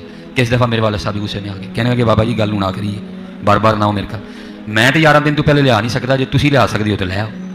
کہتے ہیں وہ بابا جی میرے والد صاحب کو کہتے ہیں پھر سب سے پہلے کون سی بندرگاہ آئے گی؟ کہتے ہیں میرے والد صاحب نے کہا مکھا. پھر کون سی آئے گی؟ حدیدہ. پھر کون سی آئے گی؟ عدن. پھر کون سی آئے گی؟ میرے والد صاحب نے کہا جدہ. تو بابا جی کہتے ہیں پھر دیکھو جدہ آ گیا جی. تذکرہ غوثیہ. ہمارے بزرگوں نے کوئی لطیفے نہیں لکھے جی. انہوں نے پتا سی کہ جدے تو بعد انجینئر صاحب نے بھی آنا ہے. اتنا بڑا بلنڈر بابے سے ہو گیا. یہی میں کہتا ہوں ان بابوں کو نہ قرآن کا پتہ، نہ سنت کا پتہ، نہ ان کو نماز ٹھیک آتی ہے، نہ انہیں زکوٰۃ کے مسائل پتہ ہے، نہ انہیں حج کے مسائل پتہ ہے. اتنی بڑی خرابی ہو گئی کہ جو احرام باندھنے کی جگہ تھی میقات، وہ یہ سب کانٹیننٹ سے وہ جا رہے تھے، وہ کہہ رہے تھے کہ یہ اس طرف سے جا رہے تھے. یلملم ایک جگہ آتی ہے جو جدے سے بہت پہلے آتی ہے. ایون جہاز کے پائلٹ کو بھی پتا ہے، آپ عمرے کے لیے جائیں وہ اناؤنسمنٹ کرتے ہیں کہ یلملم آنے والا ہے، اگر کسی نے احرام نہیں باندھا ہوا یا احرام باندھا ابھی تک نیت نہیں کی تو نیت کر لے، کیونکہ اس کے بعد تو دم واجب ہو جائے گا. ان کے بابے نے ڈائریکٹ جدے پہنچا دیا جہاز، وہ کوئی نہیں پہنچا، کہانی پہ کراندہ جائے. لیکن چلو یہ تو کہتے ہیں نا پہنچا. ہم کہتے ہیں جس بابے کو مسائل نہیں پتا پکڑ کے مفت میں پورے کے پورے بحری جہاز کے اوپر جو ہے نا وہ دم واجب کروا دیا. سینکڑوں لوگ سوار ہیں، سینکڑوں بیڑے آپ جا کے ڈھونڈے، یعنی نیکی کی تھی کہ الٹا مصیبت ہی پا چھڑا ہے. اور یہ شوق سے بیان کرتے ہیں، یعنی پورے جہاز کو اڑا کے وہاں پہ پہنچا دیا. یہ نا جہاز تو اڈے بنیا تھے کوئی نہیں، ہاں نہ تم سے سٹیم انجن بنا، نہ تم سے ہوائی جہاز بنا. پوری زندگی تمہارے بزرگ مکے مدینے جاتے رہے، ٹھیک ہے، کسی کو تیل نظر نہیں آیا. تیل جا کے 1960 میں جا کے جو ہے وہ ارامکو کمپنی جو امریکہ کی، انہوں نے جا کے وہاں پہ نکالا تیل. تو بزرگ کدھر رہے؟ سب کہانیاں کراتے رہے. اچھا اب میں آپ کو بتاؤں، مسلم شریف میں لکھا ہوا ہے بنو سلمہ ایک چوراہے پر کھڑے ہوئے تھے، نبی علیہ السلام پاس سے گزرے، آپ صلی اللہ علیہ وآلہ وسلم نے پوچھا کس لیے کھڑے ہو؟ تو انہوں نے کہا یا رسول اللہ ہم دور گاؤں ایریا سے آتے ہیں تو نماز میں لیٹ ہو جاتے ہیں، ہم نے ارادہ کیا کہ ہم مسجد نبوی شریف کے پاس مدینہ شریف میں ہی شفٹ ہو جاتے ہیں تاکہ نماز پہ ہم ٹائملی پہنچ جائیں. تو آپ صلی اللہ علیہ وآلہ وسلم نے فرمایا کہ تم لوگ جتنے قدم چل کے آتے ہو نا تو اتنا ثواب تمہارے نامہ اعمال میں لکھا جاتا ہے. تو پھر بنو سلمہ نے مدینہ شریف میں شفٹ ہونے کا ارادہ ترک کر دیا. اب مجھے بتائیں اس وقت رسول اللہ نے یہ مشورہ کیوں نہیں دیا کہ اڑ کے آ جایا کرو، بعد میں بابے جو اڑیں گے؟ اور بھائی کوئی نہیں تھا اڑتا.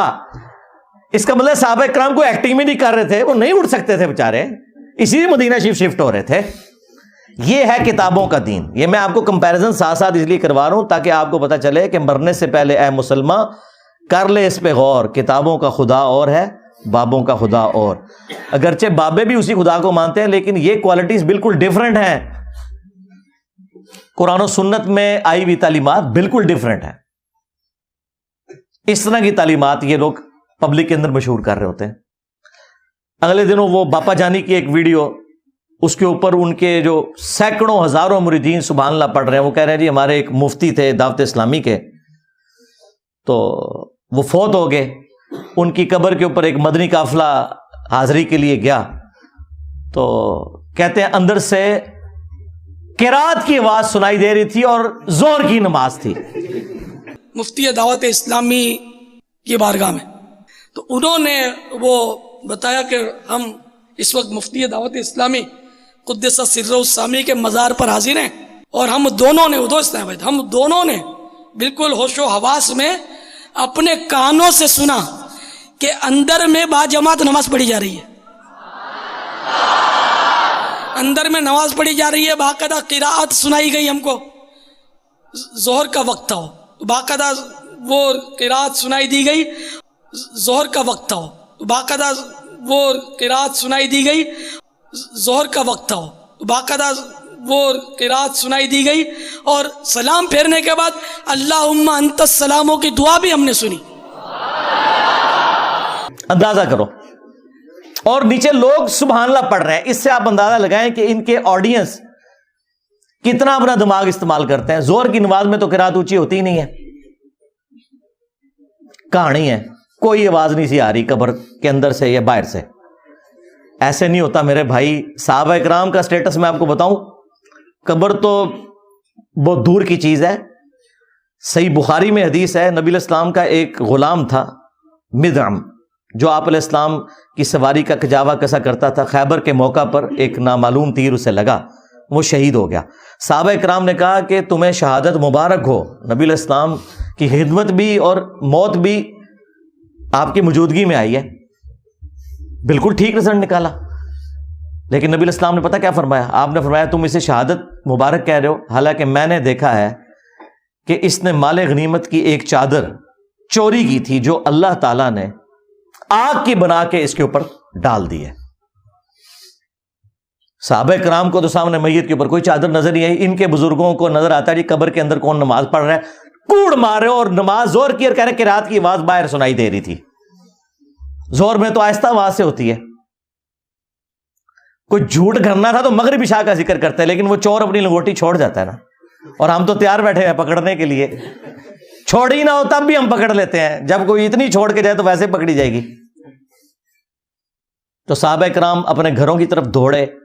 اگر کسی نے غلطی سے بھی کوئی ایک رسی کا ٹکڑا بھی اٹھایا تھا نا، یہ سمجھ کے کہ اس کی کیا ورتھ ہے، لا کے مال غنیمت میں جمع کروایا کہ اس کی وجہ سے ہماری پکڑ نہ ہو جائے. پھر بخاری مسلم میں حدیث موجود ہے کہ نبی علیہ السلام دو قبروں کے پاس سے گزرے تو رک گئے. صحابہ کرام نے کہا رسول اللہ آپ کیوں رکے ہیں؟ فرمایا دو قبر والوں کو عذاب ہو رہا ہے. صحابہ کرام کو تو نہیں قبر کا عذاب نظر آیا، ان کے بزرگوں کو کشف القبور ہوتا ہے جی آخرت کا بتا دینا، اور چھڑ دو آخرت کا 10 دن دینا. یہ دیکھ کے نا، دیکھ کے میری میکینیکل انجینئرنگ کا ایک فارمولہ نہیں پڑھ سکتے، سمجھانا تو دور کی بات ہے جب تک انہوں نے سیکھا نہ ہو کہانیاں.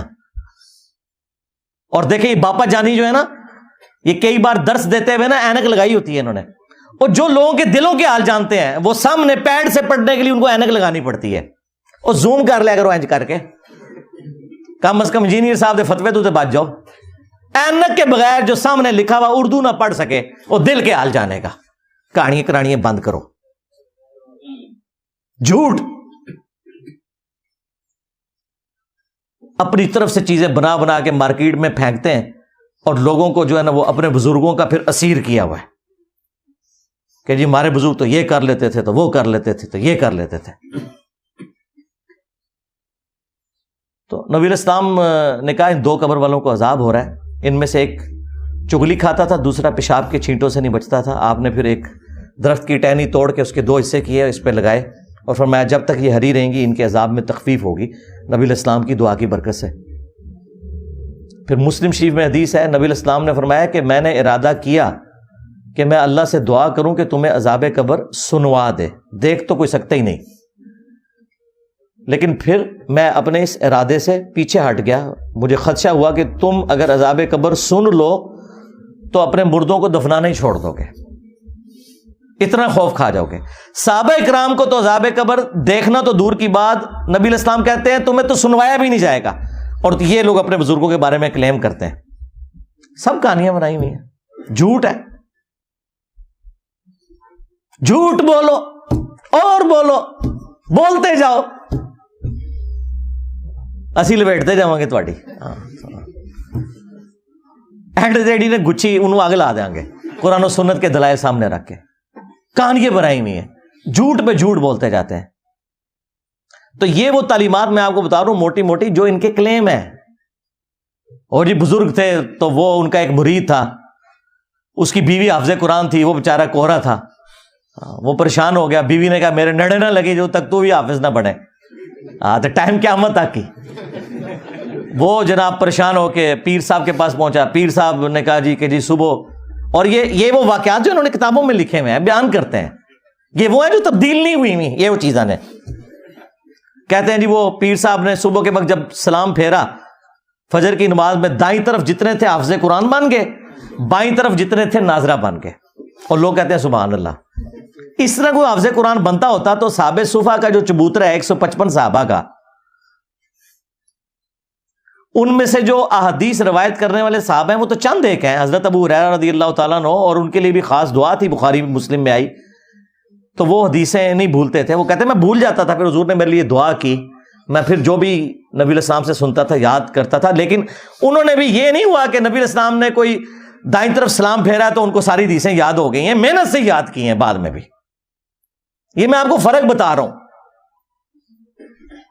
वरना ये इतने लोगों की नबी अलैहिस्सलाम तालीम का एहतमाम क्यों करते थे। हत्ता कि मुस्नद अहमद में आया कि ग़ज़वा बदर के जो कैदी थे काफिर, वो छोड़ने के लिए ये उनके लिए फिदिया मुकर्रर किया गया, जिनके पास पैसे नहीं थे, कि तुम लोग मुसलमानों को लिखना पढ़ना सिखा दो। नबी अलैहिस्सलाम ने तो नहीं कहा कि भी जिसने लिखना पढ़ना सीखना है मेरे पीछे नमाज नियत करे, दाईं तरफ सलाम फेरूंगा सारे हाफिज हो जाएंगे, बाईं तरफ सारे नाजरा हो जाएंगे। इसका मतलब है कि जो कुछ तुम अपने बुजुर्गों के बारे में क्लेम कर रहे हो ना, वाकयात, वो सब के सब खुद फ्रॉड के ऊपर मबनी है। हम जो तुम लोग सही बयान करते हो ना, वो भी सही मानने के लिए तैयार नहीं। जी शेख अब्दुल कादिर जिलानी ने फरमाया कि मेरे सिलसिले में जो भी दाखिल हो गया तो अल्लाह ताला ने मुझसे गारंटी मुझे दी है। अंदाजा करें, गैर पैगंबर जो 500 साल बाद आया उसके बारे में क्लेम कर रहे हैं, अल्लाह ने उसे गारंटी दे दी है। रसूलुल्लाह के बाद जो कह रहे हैं मुझे अल्लाह ने गारंटी दी है, तो समझ लो कि ए मुसैलमा कज़्ज़ाब दा छोटा भरा है, खा गुलाम कादियानी दज्जाल है या कोई और है। हम नहीं कहते कि अब्दुल कादिर जिलानी ने ये कहा होगा, लेकिन इनकी जिद है। हम कहते हैं अगर जिद है तो लो सामो, फिर फतवा लो साढ़े को।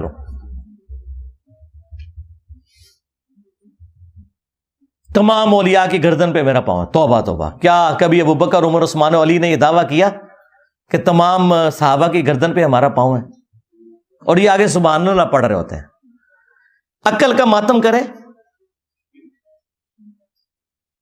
जी। मेरा मुरीद जो है वो मशरिक में हो और मैं मगरिब में हो और उसका सितर खुल जाए तो मैं पहुंच जाऊंगा। मैं क्या बड़ो सुचे कादरी।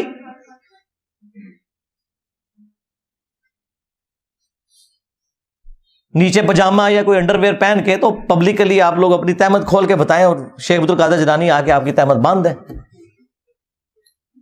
वो कहते हैं नहीं, इस तरह तो बुजुर्गों को चेक तो नहीं करना चाहिए ना, ये तो वैसे उन्होंने फरमाया था। और प्रैक्टिकली एक हुआ है इंडिया में, एक मौलवी इनका कादरी तकरीर कर रहा था, बड़ा उछल कूद रहा था, उसकी शलवार उतर गई।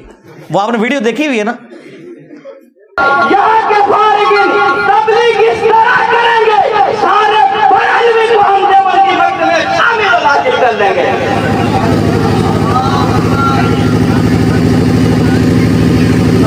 नारे तकबीर, नारे रिसालत, उलमाए अहले सुन्नत। और कोई नहीं शेख अब्दुल कादिर जिलानी उसकी शलवार ऊपर करने के लिए आए। सारे मुरीदों को जन्नत में साथ ले जाऊंगा। अल्लाह के बंदो, तुमने कुरान और हदीस पढ़ा ही नहीं हुआ। सूरह अश-शुअरा में जब वो आयत नाजिल हुई कि अपने करीबी रिश्तेदारों को डर सुनाइए, तो बुखारी और मुस्लिम दोनों में हदीस मौजूद है। नबी अलैहिस्सलाम ने अपने चचा अब्बास को मुखातिब किया, ऐ नबी के चचा अब्बास, मेरे माल से जो लेना है ले ले, अगर अल्लाह के हुजूर पकड़ा गया तो मैं तेरे कुछ काम नहीं आऊंगा। ऐ नबी की फूफी सफिया, मेरे माल से जो कुछ लेना है ले ले, अगर अल्लाह के हुजूर तू पकड़ी गई तो मैं तेरे कुछ काम नहीं आऊंगा। ऐ नबी की बेटी फातिमा, मेरे माल से जो तूने लेना है वो ले ले, अगर अल्लाह के हुजूर तू पकड़ी गई तो मैं तेरे कुछ काम नहीं आऊंगा। अंदाजा करें, اور ادھر یہ لوگ کہتے ہیں جی ہم اپنے مریدوں کو بھی ساتھ لے کے جائیں گے جنت میں، اس وقت تک جنت میں داخل ہی نہیں ہوں گے۔ اللہ سے ڈر جاؤ، یہ تکبرانہ جملے کہ اولیاء کی گردن پہ میرا پاؤں ہے۔ اچھا پھر یہ بھی یہ پورا قصیدہ ان کی طرف قصیدہ غوثیہ منسوب کیا ہوا ہے، اور وہ پیر میر علی شاہ صاحب کے دربار کے اوپر نا جمعے کے دن مصطفیٰ جان رحمت پہ لاکھوں سلام تو کبھی کبھار ہی پڑھا جاتا ہے، قصیدہ غوثیہ بہرحال وہاں پہ پڑھا جاتا ہے۔ یہ قیامت تک سورج جو طلوع ہوگا وہ مجھے میری اجازت سے طلوع ہوگا، مجھے بتائے گا کہ کیا کچھ ہونا ہے، پتہ نہیں کیا کچھ کہانیاں لکھی ہیں نے، مطلب وہ جو کوئی صحابی بھی نہیں سوچ سکتا اپنے بارے میں۔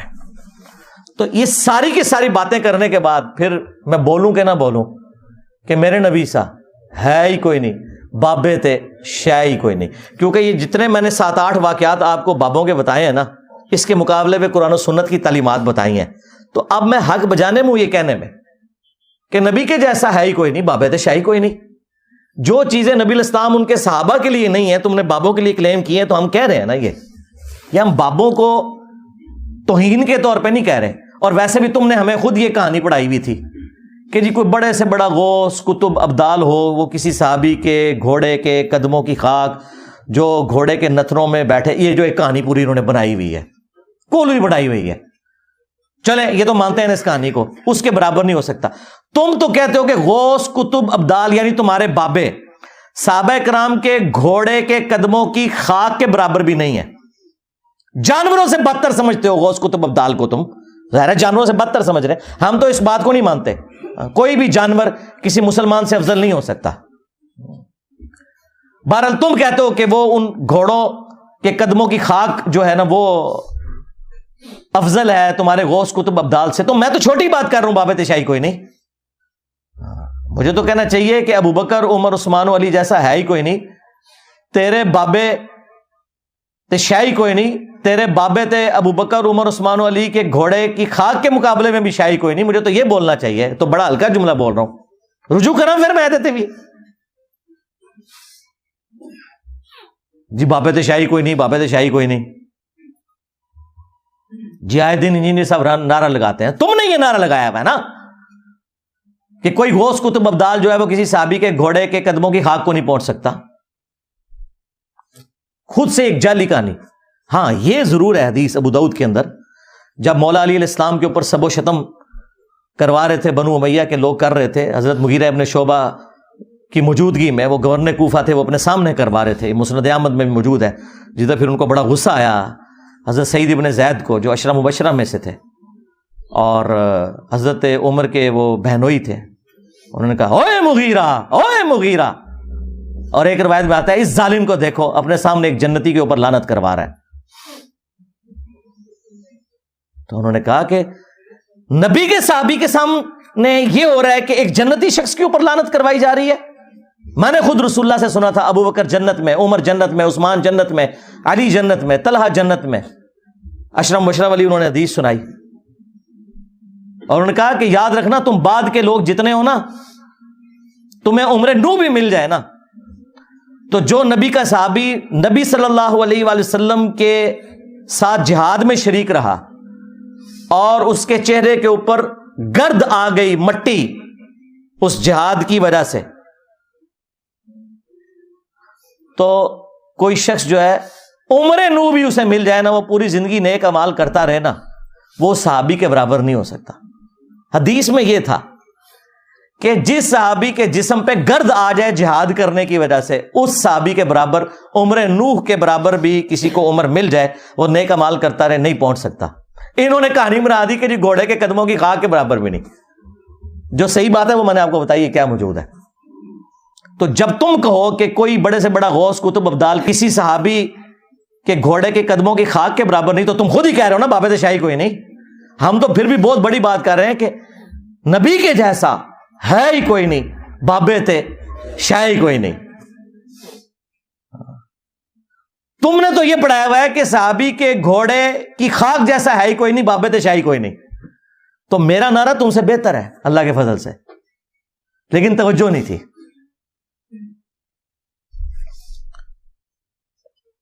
علمی پوائنٹ نمبر 3، وہ کہتے ہیں کہ اسی طرح جن مسلمہ اکابر نے ان کتابوں کی تعریف کی ہے تو ہمارا یہ حسن ظن ہے، بلکہ ان کی علمی ثقافت اور دیانت کے سبب یقین ہے کہ وہ ان الحاقی کلمات پر مطلع نہیں ہوئے تھے۔ لو جی، علم غیب فارغ۔ وہ کہتے ہیں ہمارے بزرگوں نے اگر کسی گستاخانہ کتاب کی تعریف کر دی ہے تو اس کا یہ مطلب تو نہیں ہے کہ وہ انہیں مکمل طور پہ پتا تھا کہ اس میں کیا لکھا ہوا ہے۔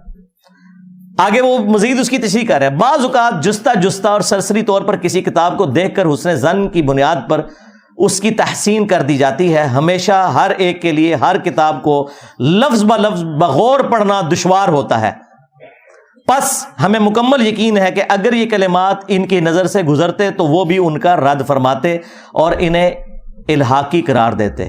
تو یہ بابے تو خود فارغ کر دیے۔ انہوں نے کہا کہ ہمارے بزرگ بس سرسری دیکھتے تھے، تو یار تمہارے بزرگ تو پوری کائنات کو اس طرح دیکھ رہے ہیں جیسے رائی کا دانا ہتھیلی کے اوپر۔ ہاں، کتاب ہاتھ میں پکڑ کے بھی نظر نہیں آئی، تو یہ تو میرا عقیدہ تم نے مان لیا کہ کوئی باب علم غیب نہیں جانتے۔ اور یہ جو تمہارا دعویٰ ہے کہ جی میں پوری، بلکہ یہ اس عبد القادر جیلانی کی طرف انہوں نے منسوب کیا، وہ کہتے ہیں کہ میں اللہ تعالیٰ کے ملک کو اس طرح دیکھ رہا ہوں، پوری کائنات کو جس طرح ہتھیلی پہ دانا۔ تو یہ تو دیکھ لیں، یہ کہتے ہیں کہ جی وہ بس انہوں نے بس سرسری طور پہ دیکھا، انہیں نہیں پتا چلا۔ یہی بھی ہم بھی یہی کہہ رہے ہیں، شکر ہے کہ آپ نے مان لیا کہ آپ کے بزرگوں کو علم غیب کوئی نہیں تھا، انہیں نہیں پتا چلتا تھا، جب دل کیا کسی کتاب کی تعریف کر دی۔ پھر لکھتے ہیں کہ ان کے بارے میں یہ بدگمانی کرنا کہ انہوں نے اس طرح کی کفریہ عبارت کی تحسین کی ہوگی، شیطان کا دھوکہ، حرام اور بدگمانی ہے، جو اس طرح کی عبارتوں کی بنیاد پر شرانگیزی کرتے ہوئے مسلمانوں پر کفریہ فتویٰ لگا کر سوشل میڈیا پر رونق لگا رہا ہے، یعنی کہ ناچیز۔ وہ اسلام کی خدمت نہیں بلکہ دشمن دین کا کردار ادا کر رہے ہیں۔ واہ واہ، تمہارے بابے یہ کتابیں پرنٹ کرتے رہے، ان کتابوں کی تعریف کرتے رہے، اور بابا خادم رضوی صاحب لاہور میں بیٹھ کے کشر مجوب یوں لہراتے تھے کہ جدہ کوئی مرشد نہیں ہے کتاب پڑھ لے۔ ہاں جی، خواجہ نظام الدین اولیاء فرماندے نے جاؤ اپنے بابے آگے جا کے پروٹیسٹ کرو، انہوں نے مزارات ہوتے پروٹیسٹ کرو کہ تم لوگوں کو غلط باتیں کیوں بتاتے رہے۔ تو جو بندہ غلطی ہائی لائٹ کر رہا ہے اسے مجرم کہہ رہے ہیں کہ یہ رونق لگا رہا ہے۔ رونق ختم کرو نا،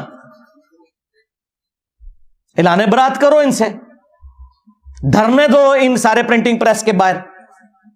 اسلام آباد تو پہنچ جاتے ہو، لاہور سے ہی نکلتے ہو نا، لاہور جا کے دو نا دھرنا، ضیاء القرآن پبلیکیشن کے باہر، شبیر بردرز کے باہر۔ جی ہاں، دے ہی نہیں سکتے، ان کے ٹکڑوں پہ پل رہے ہیں، وہ چندے کھلاتے ہیں مولویوں کو، کسی کی جرت نہیں وہاں بیٹھ جائے۔ ویسے بڑا گلا کرتے ہیں جی، یہ دیکھیں جی وہ مزارات کے اوپر چند جو ہے وہ بے علم اور جاہل قسم کے لوگ حرکتیں کرتے ہیں، ہمارا مسلک بدنام ہوتا ہے۔ ان کو کبھی روکا ہے تم نے جا کے؟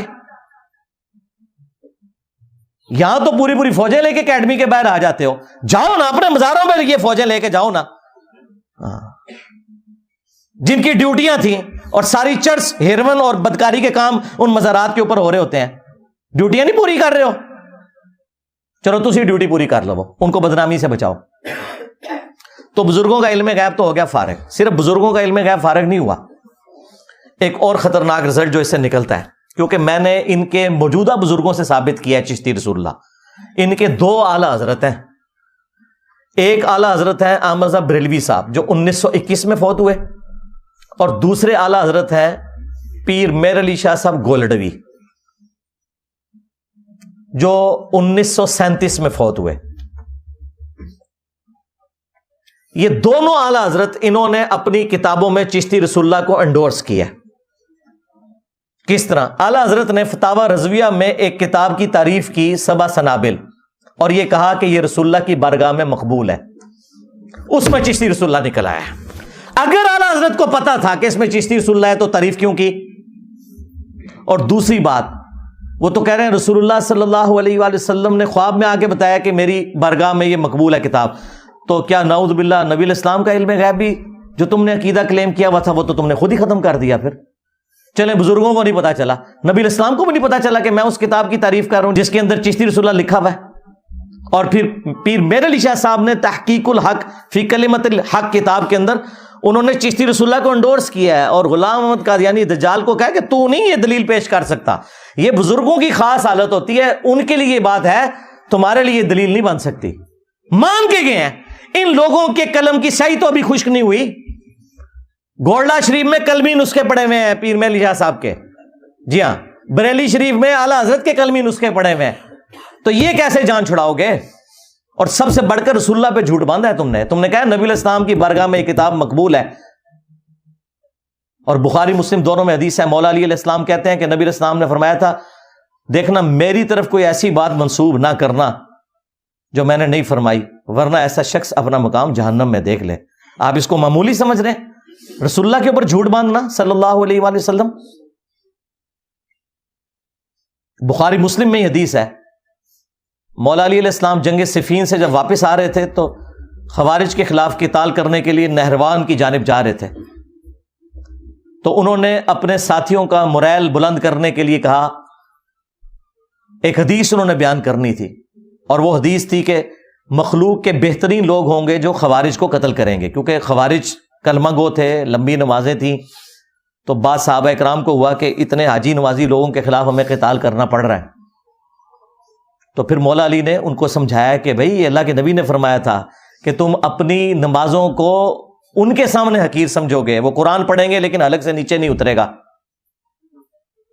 तो ये हदीस बयान करने से पहले बुखारी मुस्लिम में अल्फाज हैं कि जंग सिफीन से वापसी पे नहरवान जाते हुए मौला अली ने कहा कि मैं आसमान से जमीन पर गिर पड़ूं, मुझे ये तो गवारा है, लेकिन यह गवारा नहीं कि मैं कोई ऐसी बात रसूलुल्लाह की तरफ मंसूब करूं जो मैंने खुद अपने कानों से ना सुनी हो। और फिर उन्होंने हदीस बयान की कि मखलूक के बेहतरीन लोग होंगे जो खवारिज को कत्ल करेंगे। यानी मौला अली ये कहते हैं कि अगर कोई शख्स आसमान से जमीन पर गिर पड़े और उसके लाश के टुकड़े टुकड़े हो जाएं, ये जो तकलीफ है ये छोटी तकलीफ है। इससे बड़ी तकलीफ ये है कि जो शख्स रसूलुल्लाह पे झूठ मंसूब करे हदीस की शक्ल में, ख्वाब की शक्ल में, किसी भी फॉर्म में, जो उसे अजाब होने वाला है वो इससे बड़ा अजाब है।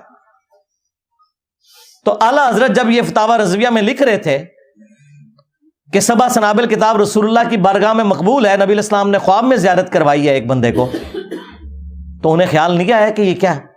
तो आला हजरत सिर्फ फारिग नहीं हुए हैं, बल्कि वो फतवे की जद में है कि उन्होंने नबी इस्लाम के ऊपर भी झूठ बांधा है, और नबी सल्लल्लाहु अलैहि वसल्लम के इल्म गैब के ऊपर भी हमला किया है।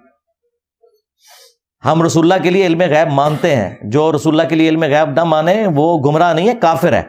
लेकिन फर्क यह है कि जो अल्लाह बताता है, वमा कान अल्लाहु लियुतलिअकुम अलल गैब, तुम आम लोगों की तो ये शान ही नहीं है कि अल्लाह ताला उन्हें गैब पर इतला दे। वलाकिन अल्लाह यजतबी मिन रुसुलिही मन यशा, बल्कि अल्लाह ताला चाहता है अपने रसूलों में से जिसे चाहे चुन लेता है, उनके ऊपर गैब खोलता है, उन्हें गैब की खबरें देता है और वो आगे उम्मतों तक पहुंचाते हैं। तो नबी इस्लाम के ऊपर भी झूठ बांधा है। सेकंड लास्ट इल्मी पॉइंट नंबर 4, वो लिखते हैं, पस अगर हमारी इन गुजारिशात के बाद कोई इन पर कुफर के फतवे लगाने के लिए बजिद और मुसिर रहे, एमी खाम खा, भाई हम उन पे फतवे नहीं लगा रहे, इबारतों पे लगा रहे हैं, बंदे हमारे सामने मौजूद नहीं, हमने क्यों लगाने हैं फतवे? झूठ बोल रहे हो हमदर्दियां लेने के लिए। हां, जब तुम कहते हो ना कि उन्होंने कही है तो मार्फत की बात होगी, फिर हम कहते हैं कि हां अगर उन्होंने भी कही है ना तब भी वो भी फिर गुमराह हुए। और इस तरीके से बात करना ये कोई ऐब वाली बात नहीं है, ये ज़हन में रखिएगा, इसमें कोई गुस्ताखी वाला पहलू नहीं है। सही मुस्लिम के मुकदमे में इमाम मुस्लिम लेके आए कि हजरत अली की वफात के बाद इब्न अब्बास ने हजरत अली के कुछ फैसले मंगवाए जो खलीफातुल मुस्लिमीन की हैसियत से वो किया करते थे। कूफे में जब वो शिफ्ट हो गए थे तो हजरत इब्न अब्बास वो फतवे पढ़ते जाते थे और कहते थे अल्लाह की कसम अली ने ये नहीं लिखा होगा, अल्लाह की कसम अली ने ये फैसला नहीं किया होगा, अगर अली ये फैसला करते तो अली भी गुमराह हो जाते। अफसोस इन्होंने एक कीमती इल्म को जाया कर दिया। यानी इब्न अब्बास कह रहे हैं कि हजरत अली की शहादत के बाद उनकी तरफ लोगों ने गलत अकायद मंसूब कर दिए, उनके नाम से फैसले छापने शुरू कर दिए। अब वो फैसले पढ़ते जा रहे हैं इब्न अब्बास और कह रहे हैं कि ये अली ने नहीं कहा, अली ये ऐसा नहीं कर सकते। और फिर पता क्या बोला, अगर अली ऐसा करते तो अली भी गुमराह हो जाते। तो क्या गुस्ताखी कर दी मौला अली की? तो जब तुम कहते हो ना तुम्हारे बुजुर्गों ने ये बकवासियात इरशाद फरमाए हैं, तुम्हारे कहने पे फिर हम कहते हैं कि हाँ अगर उन्होंने भी कहे ना तो वो भी फिर गुमराह हो गए थे। ये कहते हैं इंजीनियर साहब ने बुजुर्गों को गुमराह कहता।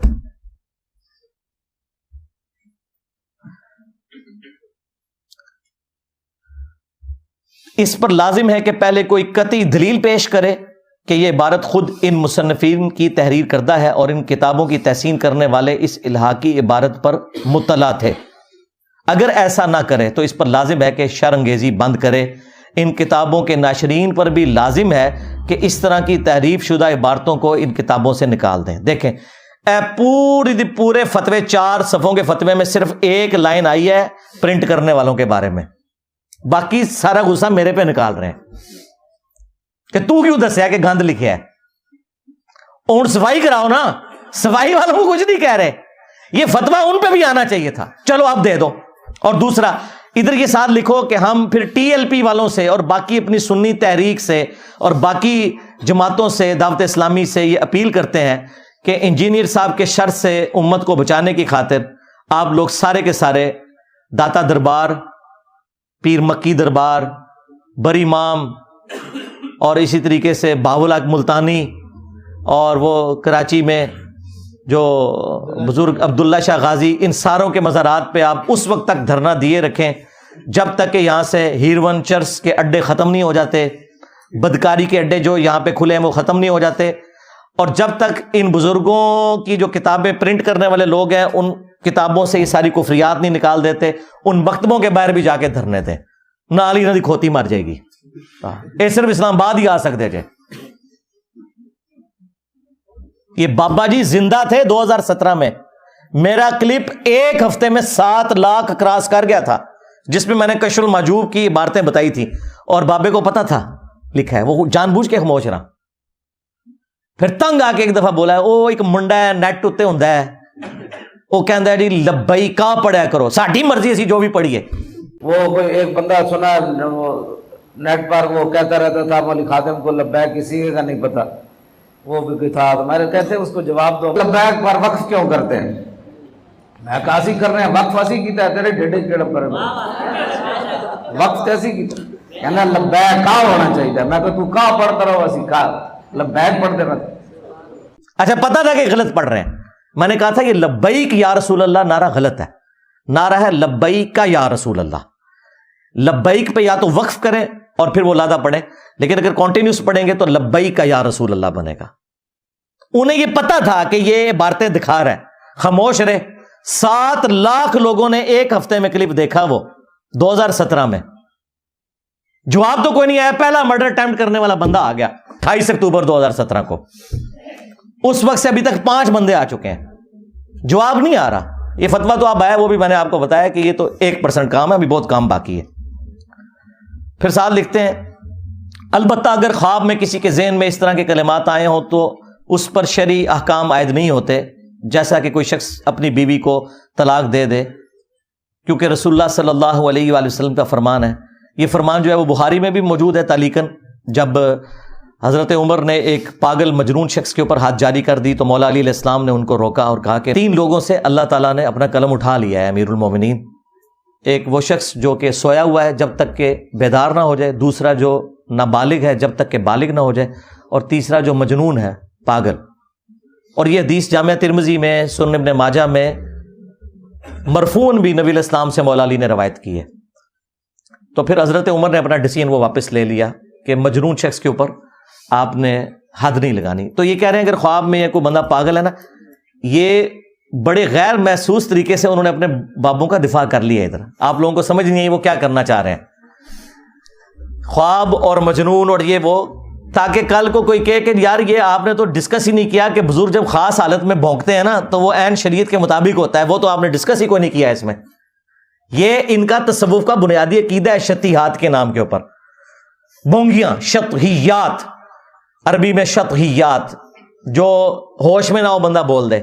لیکن شطحیات بھی جو تصوف کی تھی وہ اللہ سے متعلق ہیں، سبحانی ما اعظم شأنی جو بازید بستامی کہتا تھا، یا انا الحق منصور الحاج نے کہا، وہ کہتے ہیں وہ اللہ کے لیے دیوانگی تھی، ان پہ فتویٰ نہیں آتا، لیکن کہتے ہیں با خدا دیوانہ باش، با محمد ہوشیار۔ وہ کہتے ہیں محمد کے لیے اگر یہ دیوانگی دکھاتے صلی اللہ علیہ وآلہ وسلم، پھر ہم شطحیات کے کھاتے میں نہیں مانتے۔ تو میں تو جتنی باتیں کر رہا ہوں وہ سب کی سب با محمد ہوشیار والی ہیں، میں با خدا دیوانہ باش والی تو بات ہی نہیں کر رہا ہوں فی الحال۔ تو اس میں یہ پھر سہارا لیتے ہیں کہ وہ بزرگ خاص حالت میں ہوتے ہیں، مجنون ہوتے ہیں. آپ کو پتا انہوں نے کیا بتایا ہوا ہے کہ اگر کوئی شخص جھوٹی موٹی بھی قادیانی لکھ کے جرمنی چلا جائے تو وہ کافر ہو جائے گا، نکاح بھی ٹوٹ گیا، بیعت بھی ٹوٹ گئی، تجدید ایمان کرے گا. اور اپنے بزرگوں کے بارے میں یہ لوگ کہتے ہیں کہ جی وہ خاص حالت میں اس طرح کی چیزیں بول دیتے تھے، ان کے اوپر شرعی گرفت نہیں ہوگی. کلمات تو کفر ہے لیکن ان کے اوپر گرفت نہیں ہوگی.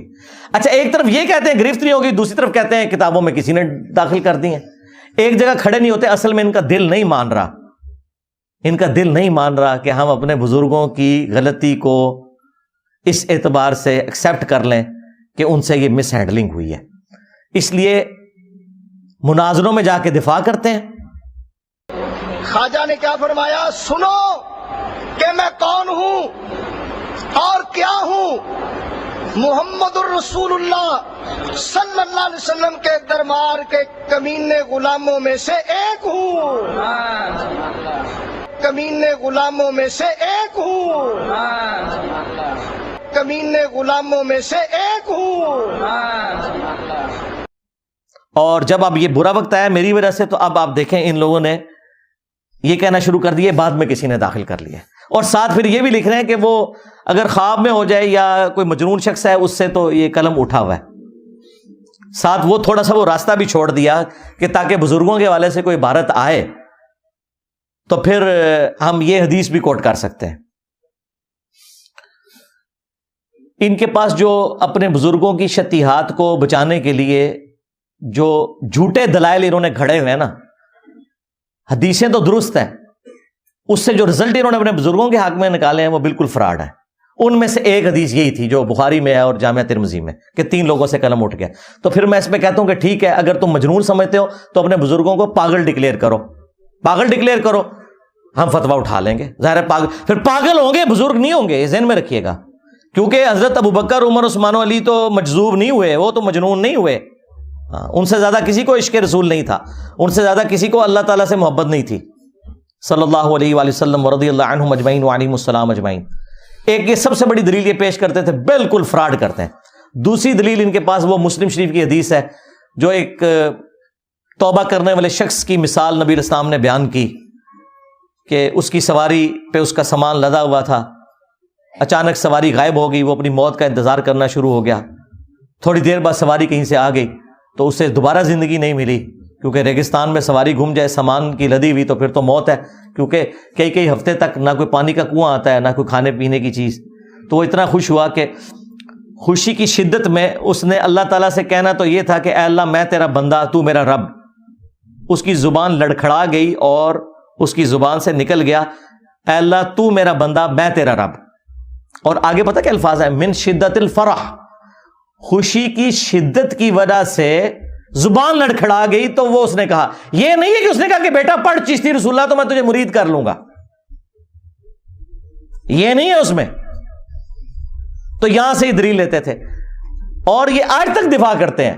ان کے پرانے مناظرے رکھے ہوئے ہیں، اس کے اندر ان لوگوں نے دفاع کیے ہوئے ہیں. یہ اب آ کے اب یہ مفتی صاحب کی وجہ سے یہ تھوڑے بیک فوٹ پہ چلے گئے، لہذا پھر آج وہ نہیں بنتا کہ چشتی چاچو تیری چاچی گئی.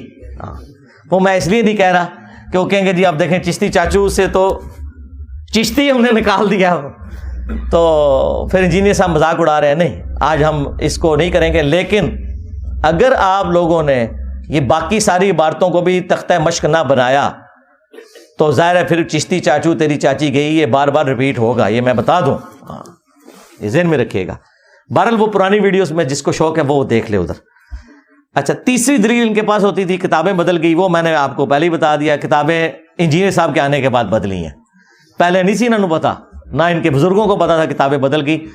اور یہ دھرنے جا کے ان کتابیں پرنٹ کرنے والوں کے خلاف نہیں دیتے، ادھر جا کے احتجاج نہیں کرتے ہیں اپنے بزرگوں کے مزارات پہ اور پرنٹنگ پریس کے اوپر، ہمارے اوپر چڑھنے کے لیے آ جاتے ہیں. یہ 3 ہی ان کے دلائل ہیں. مجنون والی حدیث بخاری کی، مسلم کی من شدت الفرح والی، اور تیسری جی یہ کتابیں بدل گئی ہیں.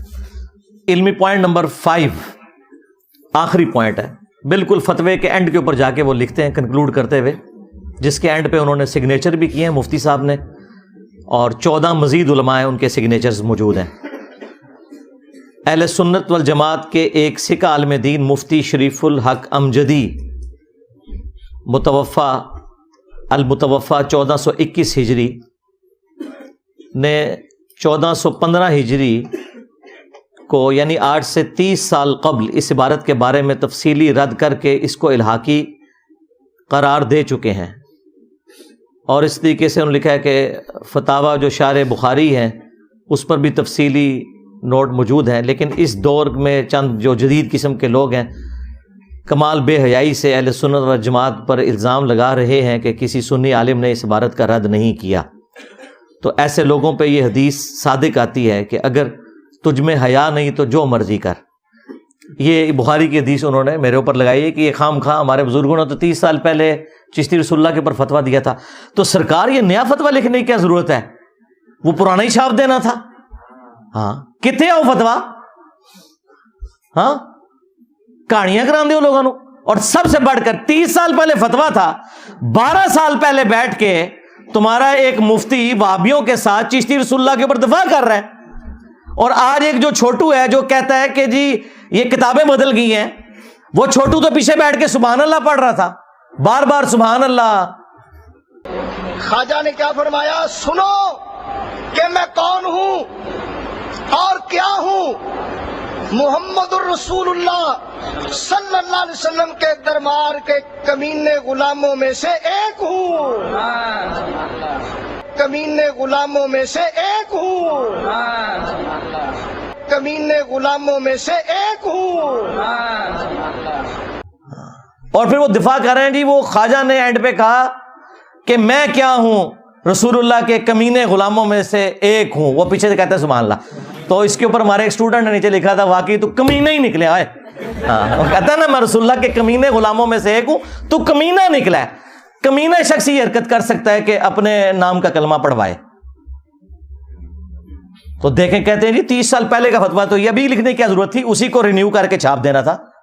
कहानियां करवाते हो, चले वो 30 साल पहले था तो 15 साल पहले तो तुम लोग मुनाजरे कर रहे हो और उनके अंदर दिफा कर रहे हो इन इबारतों का कि वो खास हालत थी, शतीहात, जो मैंने पहले भी बता दिया। अब आखिर में जो मैंने गुजारिश करनी थी कि हमें अब थानवी रसूलुल्लाह के ऊपर भी फतवा चाहिए, क्योंकि हमें बकौल आपके शैतान वसवसे दिलाता है कि थानवी रसूलुल्लाह के बारे में आप लोग खामोश हो चुके हैं। उसकी वजह यह है कि ये चाहते हैं कि हम देवबंदियों को अपने साथ मिला के ना इंजीनियर साहब के खिलाफ, ज़ाहिर है वो कहते हैं जी इस वक्त तो गम हमारा इकट्ठा है, तो हम इंजीनियर के खिलाफ चूंकि हमने एक महाज खड़ा करना है तो अहले हदीसों को भी साथ मिलाना। मैं अगले दिन एक बरेलवी आलिम को सुन रहा, वो कहता है कि जी मैं सलाम पेश करता हूं उन 2 अहले हदीस उलमा को। वाह वाह। आला हजरत ने तो फतावा रिजविया में लिखा हुआ है कि जो किसी वहाबी के सलाम का जवाब दे तो उसका भी निकाह टूट जाता है, तजदीद ईमान करेगा। तू सलाम पेश करना है, ओ मौलवी तेरी जनानी गई। जेड़ा कह रहा मैं सलाम पेश करता हूं, सलाम तू पेश किया तेरी जनानी गई, बकौल आला हजरत है। जा भाई तू तो पहले निकाह जाके दोबारा कर, बैत भी गई, ईमान भी गया। हाँ, ये पिछले दिनों कहीं उवैस रजा कादरी साहब ने सिर्फ हाथ मिलाया एक एयरपोर्ट के ऊपर एक देवबंदी आलिम से, व्हील चेयर के ऊपर था एक बूढ़े जुल्फकार नक्शबंदी साहब। अब वो इंजीनियर भी हैं, आलिम भी हैं। ये वो जो कहता है ना वो एक मुफ्ती इनका देवबंदियों का, ये उसके पीर साहब हैं, इलियास घुम्मन साहब के भी पीर साहब हैं, पीर जुल्फकार नक्शबंदी साहब। उनसे कहीं सलाम ले लिया और खुशगवार मूड में उन्होंने कोई गुफ्तगू की है, वो किसी ने तस्वीर खींच के नेट पे चढ़ा दी है, तो लोगों ने हंगामा खड़ा कर दिया जी कि ये बदमज़हब से मिले हैं, और आला हजरत ने तो कहा है कि वो उसका ईमान ही खराब है। तो अब वो चमचे आके दफा कर रहे हैं कि वो आपको नहीं पता, हो सकता है वो उनको समझा रहे हो, ठीक है। आपको क्या गारंटी है कि वाकई उन्होंने सलाम ही उनको कहा हो? वो कहते हैं हम नहीं मान सकते। और फिर वो साथ में एंड पे ये भी कह रहे हैं कि देखें हमारे उलमा का काम है जब इस किस्म की हरकत करें तो अवाम को सेटिस्फाई किया करें, क्योंकि आप लोग जब बदमज़हबों से सलाम लेते हैं तो वो लोग फिर समझते हैं कि आप भी बदमज़हब हो गए हैं, और ये लोग तो सलाम करने के कायल नहीं थे। तो थानवी रसूलुल्लाह पे भी मुझे चाहिए, क्योंकि थानवी रसूलुल्लाह वाला जो वाकया है उसके अंदर अशरी थानवी के उस मुरीद ने ख्वाब में भी पढ़ा है थानवी रसूलुल्लाह, फिर बेदारी में भी पढ़ा है, और साथ ये भी पढ़ा है अल्लाहुम्मा सल्ली अला नबीना अशरफ अली, नाऊज़ु बिल्लाह। वो कहते हैं जी बेचारा अपनी होश में नहीं था। हम कहते हैं ठीक है वो मजनून की कैटेगरी में आ गया, लेकिन बाबा तो होश में था। बाबे को जब खत लिखा उसने कहा कोई मसला नहीं, इसमें तसल्ली थी कि तेरा पीर मुत्तबे सुन्नत है। یعنی اشلی تھانوی تیرا پیر متبع سنت ہے اس لیے تو نے اس کے نام کا کلمہ پڑھا ہے. کوئی نہیں تسلی تھی. مجھے بتائیں عام مسلمان کو بھی کوئی شخص کہے نا میں آج خواب میں تیرے نام کا کلمہ پڑھ رہا تھا اور بیداری میں بھی میری زبان لڑکھڑا گئی, تو عام بندہ بھی کہے گا توبہ کرو ہے, جان چھاڑو میری منوی نال کے درے جہنم وچ لینڈ کے جائیں گا تو. لیکن یہ ان کی دیدہ دلیل, کہتے نہیں تسلی تھی. تھانوی رسول اللہ پہ بھی فتویٰ چاہیے مفتی منیب صاحب, کیونکہ آپ آج کل تقی عثمانی صاحب کے ساتھ ایک سٹیج پہ بیٹھے ہوتے ہیں. پھر میں تکاں گا تو کس طرح اپنے سٹیج پہ بلا دینے ہو, ہاں کدے نہیں بلان لگے. تو یہ مجھے یقین ہے کہ اس معاملے میں انہوں نے مجرمانہ خاموشی اختیار کی ہوئی ہے. چشتی رسول اللہ کے بعد تھانوی رسول اللہ پہ فتویٰ آنا چاہیے. کیوں؟ یہ کہتے ہیں ہم اہل سنت و جماعت کے کسٹوڈین ہیں, جہاں کہیں گستاخیاں ہوں گی ہمارا کام ہے کہ ہم ان گستاخیوں کے اوپر دھرنے بھی دیں گے, بولیں گے بھی. تو تھانوی رسول اللہ تو گستاخی ہوئی بھی ہے نا, اس پہ بھی فتویٰ چاہیے. جی وہ پہلے ہمارے بزرگوں نے کہا تھا, پہلے تو آپ کہہ رہے ہیں کہ اس معاملے میں بھی کہا ہوا تھا تو دوبارہ فتوے کی ضرورت پڑی نا. اب ہماری ڈیمانڈ ہے کہ تھانوی رسول اللہ پہ بھی ہمیں فتویٰ چاہیے. اس کے بعد جو باقی جو کفریات ہیں آپ کی کتابوں میں, کشف المحجوب کے اندر جو بایزید بستامی کے سکر کو ثابت کرنے کے لیے اور جنید بغدادی کے صحف کو ثابت کرنے کے لیے حضرت داؤد علیہ السلام کے اوپر ایک جھوٹ باندھا کشف المحجوب کے اندر, چلیں بزرگوں نے نہیں باندھا ہوگا, تبدیلی ہو گئی. تبدیلی کو نہیں, انہوں نے یہ تبدیلی مند ہے, ذہن میں رکھیے گا. یہ دفاع کرتے ہیں کہ جی حضرت داؤد علیہ السلام کی بھی ایک دفعہ اپنی ایک صحابی کی بیوی اوریا کے اوپر, جو اوریا نام کا ایک صحابی تھا, اس کی بیوی کے اوپر نگاہ پڑی اور اس کو جنگ میں آگے بھیج کے قتل کروا دیا اور خود اس کی عورت سے شادی کر لی. وہ تورات کے اندر ایک جھوٹا واقعہ جو بعد میں کسی نے داخل کر دیا تھا, اس کو انہوں نے نہ صرف نقل کیا بلکہ اس سے انہوں نے رزلٹ نکالا اور کہا کہ جنید بغدادی کا صحف یہاں سے ثابت ہوتا ہے اور راب بایزید بستامی کا سکر تو وہ اس سے ثابت ہوتا ہے کہ ہمارے نبی کی بھی ایک دفعہ ایک نگاہ پڑ گئی تھی اپنے صحابی زید ابن حارثہ کی بیوی زینب کے اوپر, اور بعد میں وہ نبی علیہ السلام کی بیوی بن گئی, نعوذ باللہ. بازید کو بچانے کی خاطر انہوں نے نبی علیہ السلام کو تختہ مشق بنایا. اس کے اوپر بھی فتویٰ چاہیے. یہ اس سے زیادہ سویر مسئلہ ہے. تم لوگ کیا سمجھتے ہو کہ ایک فتویٰ نکال کے اپنے باقی بزرگوں کی کتابوں کو بچا جاؤ گے؟ نا, بالکل ایسا نہیں ہوئے گا. یہ کشف المحجوب کی ان عبارتوں کے اوپر فتوے چاہیے کفر کے, ان کی پرنٹنگ بھی بند کروائیں. پھر تذکرۃ الاولیاء میں جو بایزید بستامی کا دعویٰ لکھا ہے, لوائی اعظم من لوائی محمد, میرا جھنڈا محمد کے جھنڈے سے بھی بڑا ہوگا اور محمد اور تمام انبیاء قیامت کے دن میرے جھنڈے کے نیچے ہوں گے, نعوذ باللہ من ذالک. جی اللہ بول رہا سی, اللہ تو نبی کے منہ سے نہیں بولتا. ہاں, وما ينطق عن الهوى ان هو الا وحی یوحى. نبی خواہش نفس سے کچھ نہیں کہتے, وہ کہتے ہیں جو اللہ ان کو وحی کرتا ہے. تم لوگوں نے یہ نبی علیہ السلام کے بارے میں جو چیز ثابت نہیں تھی اپنے بابوں کے بارے میں کر دی. خیر ان واقعات کی میں نے انجینئرنگ کئی دفعہ کی ہے. یہ بھی جو مفتی حنیف قریشی صاحب حافظہ اللہ تعالیٰ نے جو ڈرامہ بازی کی تھی اس کے اوپر میری تفصیلی ویڈیو ہے. آج وہ ٹائم نہیں, میں صرف عبارتیں بتا رہا ہوں کہ ان عبارتوں کے اوپر ہمیں فتوے چاہیے. پھر کشف المحجوب اور تذکرۃ الاولیاء دونوں کے اندر لکھا ہے کہ امام ابو حنیفہ رحمۃ اللہ علیہ نے ایک خواب دیکھا کہ نبی الاسلام کی قبر میں اتر کے وہ آپ کی ہڈیاں چن رہے ہیں, بعض کو بعض سے ہلاک کر رہے ہیں, نعوذ باللہ. اگر اس کے بعد لکھا ہوتا ہے یہ شیطانی خواب ہے ہم مان لیتے ہیں. وہ کہتے ہیں فضیلت ہے, اس میں آپ کو بشارت دی گئی تھی کہ نبی علیہ السلام کی سنتوں کو جمع کریں گے. سرکار وہ کتاب کتنے ہے جتنے سنتا جمع ہوئی ہیں نے؟ امام بخاری نے اگر سنتیں جمع کی ہیں, سرکار یہ ہمارے بابا بخاری کی کتاب پڑھی ہوئی ہے. ہم ان بابوں کو مانتے ہیں جو کتابوں کو مانتے ہیں. جو کتابوں کے غدار ہیں ان بابوں کو نہیں مانتے. تو امام ابو حنیفہ رحمۃ اللہ علیہ پہ جو تم نے یہ جھوٹا خواب منسوب کیا کشف المحجوب میں, تذکرۃ الاولیاء میں, دونوں میں, تو یہ تو گستاخانہ خواب ہے. نبی الاسلام کی کیا قبر مبارک میں ہڈیاں ہیں؟ نعوذ باللہ. تم نے تو حیات النبی کا جو عقیدہ ہے اس کے اوپر خود قاتلانہ حملہ کر دیا ہے. تم نے لوگوں کو کیا عصمت انبیاء کی تبلیغ کرنی ہے؟ تو یہ شیطانی خواب ڈکلیئر کرو گے, اس سے فضیلت نہیں. نبی علیہ السلام کے بارے میں اگر اس طرح کا خواب اللہ تعالیٰ نے دکھانا ہوتا تو یہ دکھاتا کہ امام ابو حنیفہ نبی علیہ السلام کے برتن جمع کر رہے ہیں, آپ کا کرتا, آپ کا آسا مبارک, ہڈیاں قبر میں اتر کے. توبہ توبہ توبہ. اس کے اوپر بھی ہمیں فتویٰ چاہیے. باقی میں نے 19 گستاخانہ عبارتیں ہائی لائٹ کی ہیں, سب پہ فتویٰ چاہیے. خواہ وہ دیوبندیوں کی ہوں، خواہ بریلویوں کی، خواہ وہابیوں کی، کیونکہ یہ ہمارا مشترکہ مسئلہ ہے. یہ نہ کریں کہ دیوبندیوں کے بارے میں آپ خاموش ہو جاتے ہو تاکہ انجینئر کے خلاف ہم ان کو یوز کر سکیں. یہ بیچ میں ان کی مکاری یہ ہوتی ہے، تب یہ ایک پلیٹ فارم پہ اکٹھے ہوئے ہوتے ہیں. وہ کہتے ہیں کہ ٹھیک ہے تم نے ہمیں کچھ نہیں کہنا، ہم نے تمہیں کچھ نہیں کہنا. ساری باتوں میں فتوے چاہیے. اندھا دھند پیروی کا انجام 2009 میں پرنٹ ہوا تھا، 14 سال پہلے، اور اسی کو میں نے پھر 2013 میں 23 فروری 2013 کو 71B مسئلہ ریکارڈ کروایا تھا، انڈیا اور پاکستان کے بزرگوں کی 19 گستاخانہ عبارات کا تحقیقی جائزہ. اس میں میں نے وہ 19 عبارتیں ڈسکس کی ہیں. ہر عبارت کے اوپر فتویٰ چاہیے. اس میں سے ورسٹ ترین عبارتیں میں نے آپ کو یہ 4 بتا دی ہیں. تھانوی رسول اللہ والی، اور اس کے بعد یہ صحب اور شکر والی، نعوذ باللہ من ذالک، اور اس کے بعد جو لوائی اعظم من لوائی محمد، میرا جھنڈا محمد کے جھنڈے سے بڑا ہوگا، نعوذ باللہ من ذالک. اور آخر میں جو نبی الاسلام کی قبر مبارک سے ہڈیاں جمع کر رہے ہیں، نعوذ باللہ، خواب دکھایا گیا.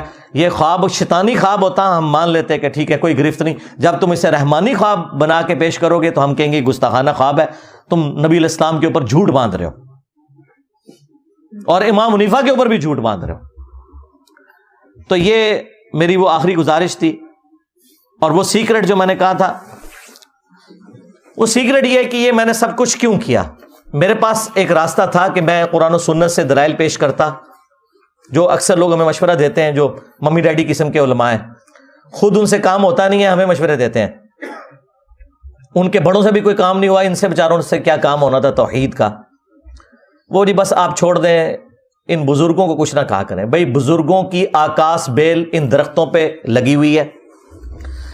جب تک آکاس بیل کو آپ اس درخت سے نہیں اتاریں گے، جو آپ درخت کو خوراک دیں گے وہ کبھی بھی درخت کو نہیں پہنچے گی، بلکہ وہ آکاس بیل جو ہے وہ درخت کے تنے کو بھی خشک کر دیتی ہے.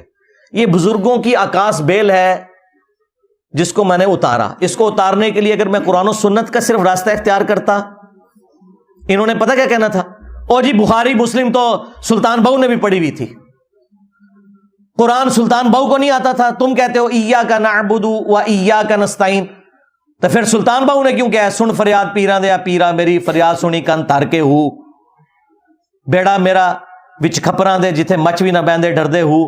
تو یہ سلطان بہو پھر کیوں عبد القادر جیلانی سے مدد مانگتے رہے؟ انہیں نہیں تھا پتا کہ قرآن میں یہ لکھا ہوا ہے. اب آپ اگر یہ کہیں کہ بھئی ان کو نہیں پتا تھا، کہیں گے او توبہ توبہ توبہ توبہ توبہ، یہی کہیں گے نا. یہ بھی نہیں کہہ سکتے. اگر آپ کہیں کہ نہیں ان کو کم پتا تھا مجھے زیادہ پتا تھا، کہیں گے دیکھیں کتنا تکبر کر رہا ہے ان کو. تو اس کا حل پتہ کیا تھا؟ باپے فارغ کرتے ہو. چشتی رسول اللہ، تھانوی رسول اللہ، صاحب اور شکر کی عبارت، لوائی اعظم من لوائی محمد، یہ ساری عبارتیں اتنی بار کھرچو کہ کینسر بنا دو. یہ میری دعوت کا سیکرٹ ہے جسے میں نے انجینئر کی ڈاکٹرن کا نام دیا. ہاں، اور دیکھو انجینئر دی ڈاکٹرن کام کر گئی ہے. بڑے بڑے مواحد آئے بیچارے ناکام ہو کے دنیا تو گئے، گالاں کھا کے گئے، کام کوئی نہیں ہویا. میں نے یہ دیکھے جس طریقے سے یہ میں نے اس کی دوائی اینٹی وینم تیار کیا، جسے میں پھکی کہتا ہوں، الزامی جواب، ان کی گستاخانہ عبارتیں انہی کی کتابوں سے نکالی، کیونکہ ان کا یہ گمان تھا اور ان کا یہ زوم تھا کہ ہمارے بزرگ گستاخ نہیں تھے، باقی سارے گستاخ ہیں. میں نے ان کی کتابوں سے ان کو الٹ دیا اللہ کے فضل سے. ہاں اب دیکھیں، اب ان کو قرآن بھی سمجھ آ رہا ہے، بخاری بھی سمجھ آ رہی ہے، مسلم بھی سمجھ آ رہی ہے. کیوں؟ میں نے ان کا دماغ صاف کر دیا، آکاس بیل اتار دی ہے کہ یار بزرگ تو اتنی کتابوں میں لکھ کے گئے ہیں. کہتے ہیں نہیں بزرگ تو نہیں لکھ کے گئے، بعد میں تبدیل ہو گئے ہیں. یہ بھی بہت بڑی کامیابی ہے کہ مان گئے ہیں کہ بزرگوں کی کتابیں محفوظ نہیں ہیں. مطلب کیا ہے پتہ ہے اس کا مطلب کیا ہے؟ کہ آندھا سے بزرگوں کی کتابوں سے دین نہیں حاصل کرنا، دین قرآن و سنت سے حاصل کرنا ہے. سرکار یہی تو ہم کہہ رہے ہیں، مرنے سے پہلے اے مسلمان کر لے اس پہ غور. کتابوں کا خدا اور ہے، بابوں کا خدا اور، کتابوں کا پیمبر اور ہے، بابوں کا پیمبر اور، کتابوں کا دین اور ہے، بابوں کا دین اور. اگرچہ وہ بابے بھی اسی نبی کو اسی. جی ناظرین، آپ نے یہ ویڈیو ملاحظہ فرمائی.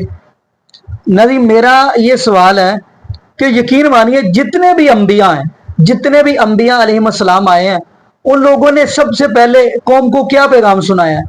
جو آج تک اس ایسے یہ جو طبقہ ہے جو بزرگوں کے قصے کہانیاں بیان کرتا ہے، آج تک انہوں نے بھی کبھی سنایا اپنی قوم کو، اپنی عوام کو؟ جبکہ انبیاء علیہ السلام نے سب سے پہلے آ کر اپنی قوم سے یہی بات کہی ہے، قال یا قوم اعبدوا اللہ، اے میری قوم عبادت اللہ کی کرنی ہے، مشکل کشا اللہ ہے، حاجت روا اللہ ہے، داتا اللہ ہے، غوث العظم اللہ ہے، لجپال اللہ ہے، بگڑیاں بنانے والا اللہ ہے۔ انبیاء نے آ کر یہ سبق دیا ہے۔ اور اگلی بات، آیا کہ ان لوگوں نے یہ جو قصے کہانیاں بیان کرتے ہیں اور جو آپ نے 12 ربیع الاول والے دن دیکھے ہیں لاج ان لوگوں کے، آیا کہ یہ جو مولوی ان لوگوں نے ان لوگوں کو عوام الناس کو نبی پاک صلی اللہ علیہ وآلہ وسلم کا فرمان بھی پڑھ کر سنایا کہ نبی پاک صلی اللہ علیہ وآلہ وسلم کی بیٹی حضرت فاطمہ رضی اللہ تعالی عنہا ان کی 12 ربیع الاول والے دن کیا کیفیت تھی، حدیث صحیح بخاری کی 4462 نمبر، کبھی یہ بھی پڑھ کر سنائی ہے۔ جبکہ ان کے امام احمد رضا خان بریلوی یہ تو اعلیٰ حضرت کہتے ہیں، میں ان کو اعلیٰ حضرت اس لیے کہتا کیونکہ میرے لیے اعلیٰ حضرت ہیں تو وہ ہے جناب محمد رسول اللہ صلی اللہ علیہ وآلہ وسلم، نبی پاک صلی اللہ علیہ وآلہ وسلم ہی اعلیٰ حضرت ہے۔ مجھ سے کوئی پوچھے آپ کا پیر کون ہے تو میں کہتا ہوں جناب محمد رسول اللہ صلی اللہ علیہ وآلہ وسلم ہی میرے پیر ہے۔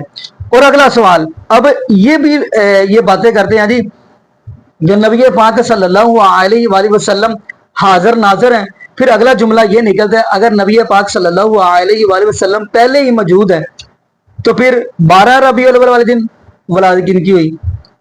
میں ولادت کا انکار نہیں کرتا ناظرین، نبی پاک صلی اللہ علیہ وآلہ وسلم کی ولادت ہوئی، میرے محبوبہ علیہ الصلوۃ والسلام آئے، پوری دنیا کے اندر یعنی روشنی پھیل گئی۔ میں یہ بھی جملہ کہتا چلوں، اب ان لوگوں نے جو نبی پاک صلی اللہ علیہ وآلہ وسلم کے ساتھ عشق رسول کے دعوے کرتے ہیں، آیا کہ ان لوگوں نے نبی پاک صلی اللہ علیہ وآلہ وسلم کی سیرت پڑھ کر عوام الناس کو سنائی ہے؟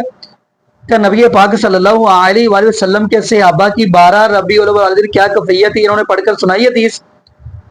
ان لوگوں نے نبی پاک صلی اللہ علیہ وآلہ وسلم کے صحابی جو حضرت ابو بکر صدیق رضی اللہ تعالیٰ نے خطبہ پڑھا، من کان یعبد محمدا فإن محمدا قد مات ومن کان یعبد اللہ فإن اللہ حی لا یموت، کیا یہ خطبہ پڑھ کر سنایا عوام الناس کو؟ آیا کہ ان لوگوں نے، چلو اتنی بات کہہ دیتا ہوں، آیا کہ ان لوگوں نے، ان مولویوں نے اپنی قوم کو یہ بات عقیدہ تو یہ سمجھایا کہ جی اللہ کے علاوہ کوئی مشکل کشا نہیں ہو سکتا، اللہ کے علاوہ کوئی حاجت روا نہیں ہو سکتا۔ آیا کہ ان لوگوں نے یہ اپنی قوم کو یہ پیغام دیے؟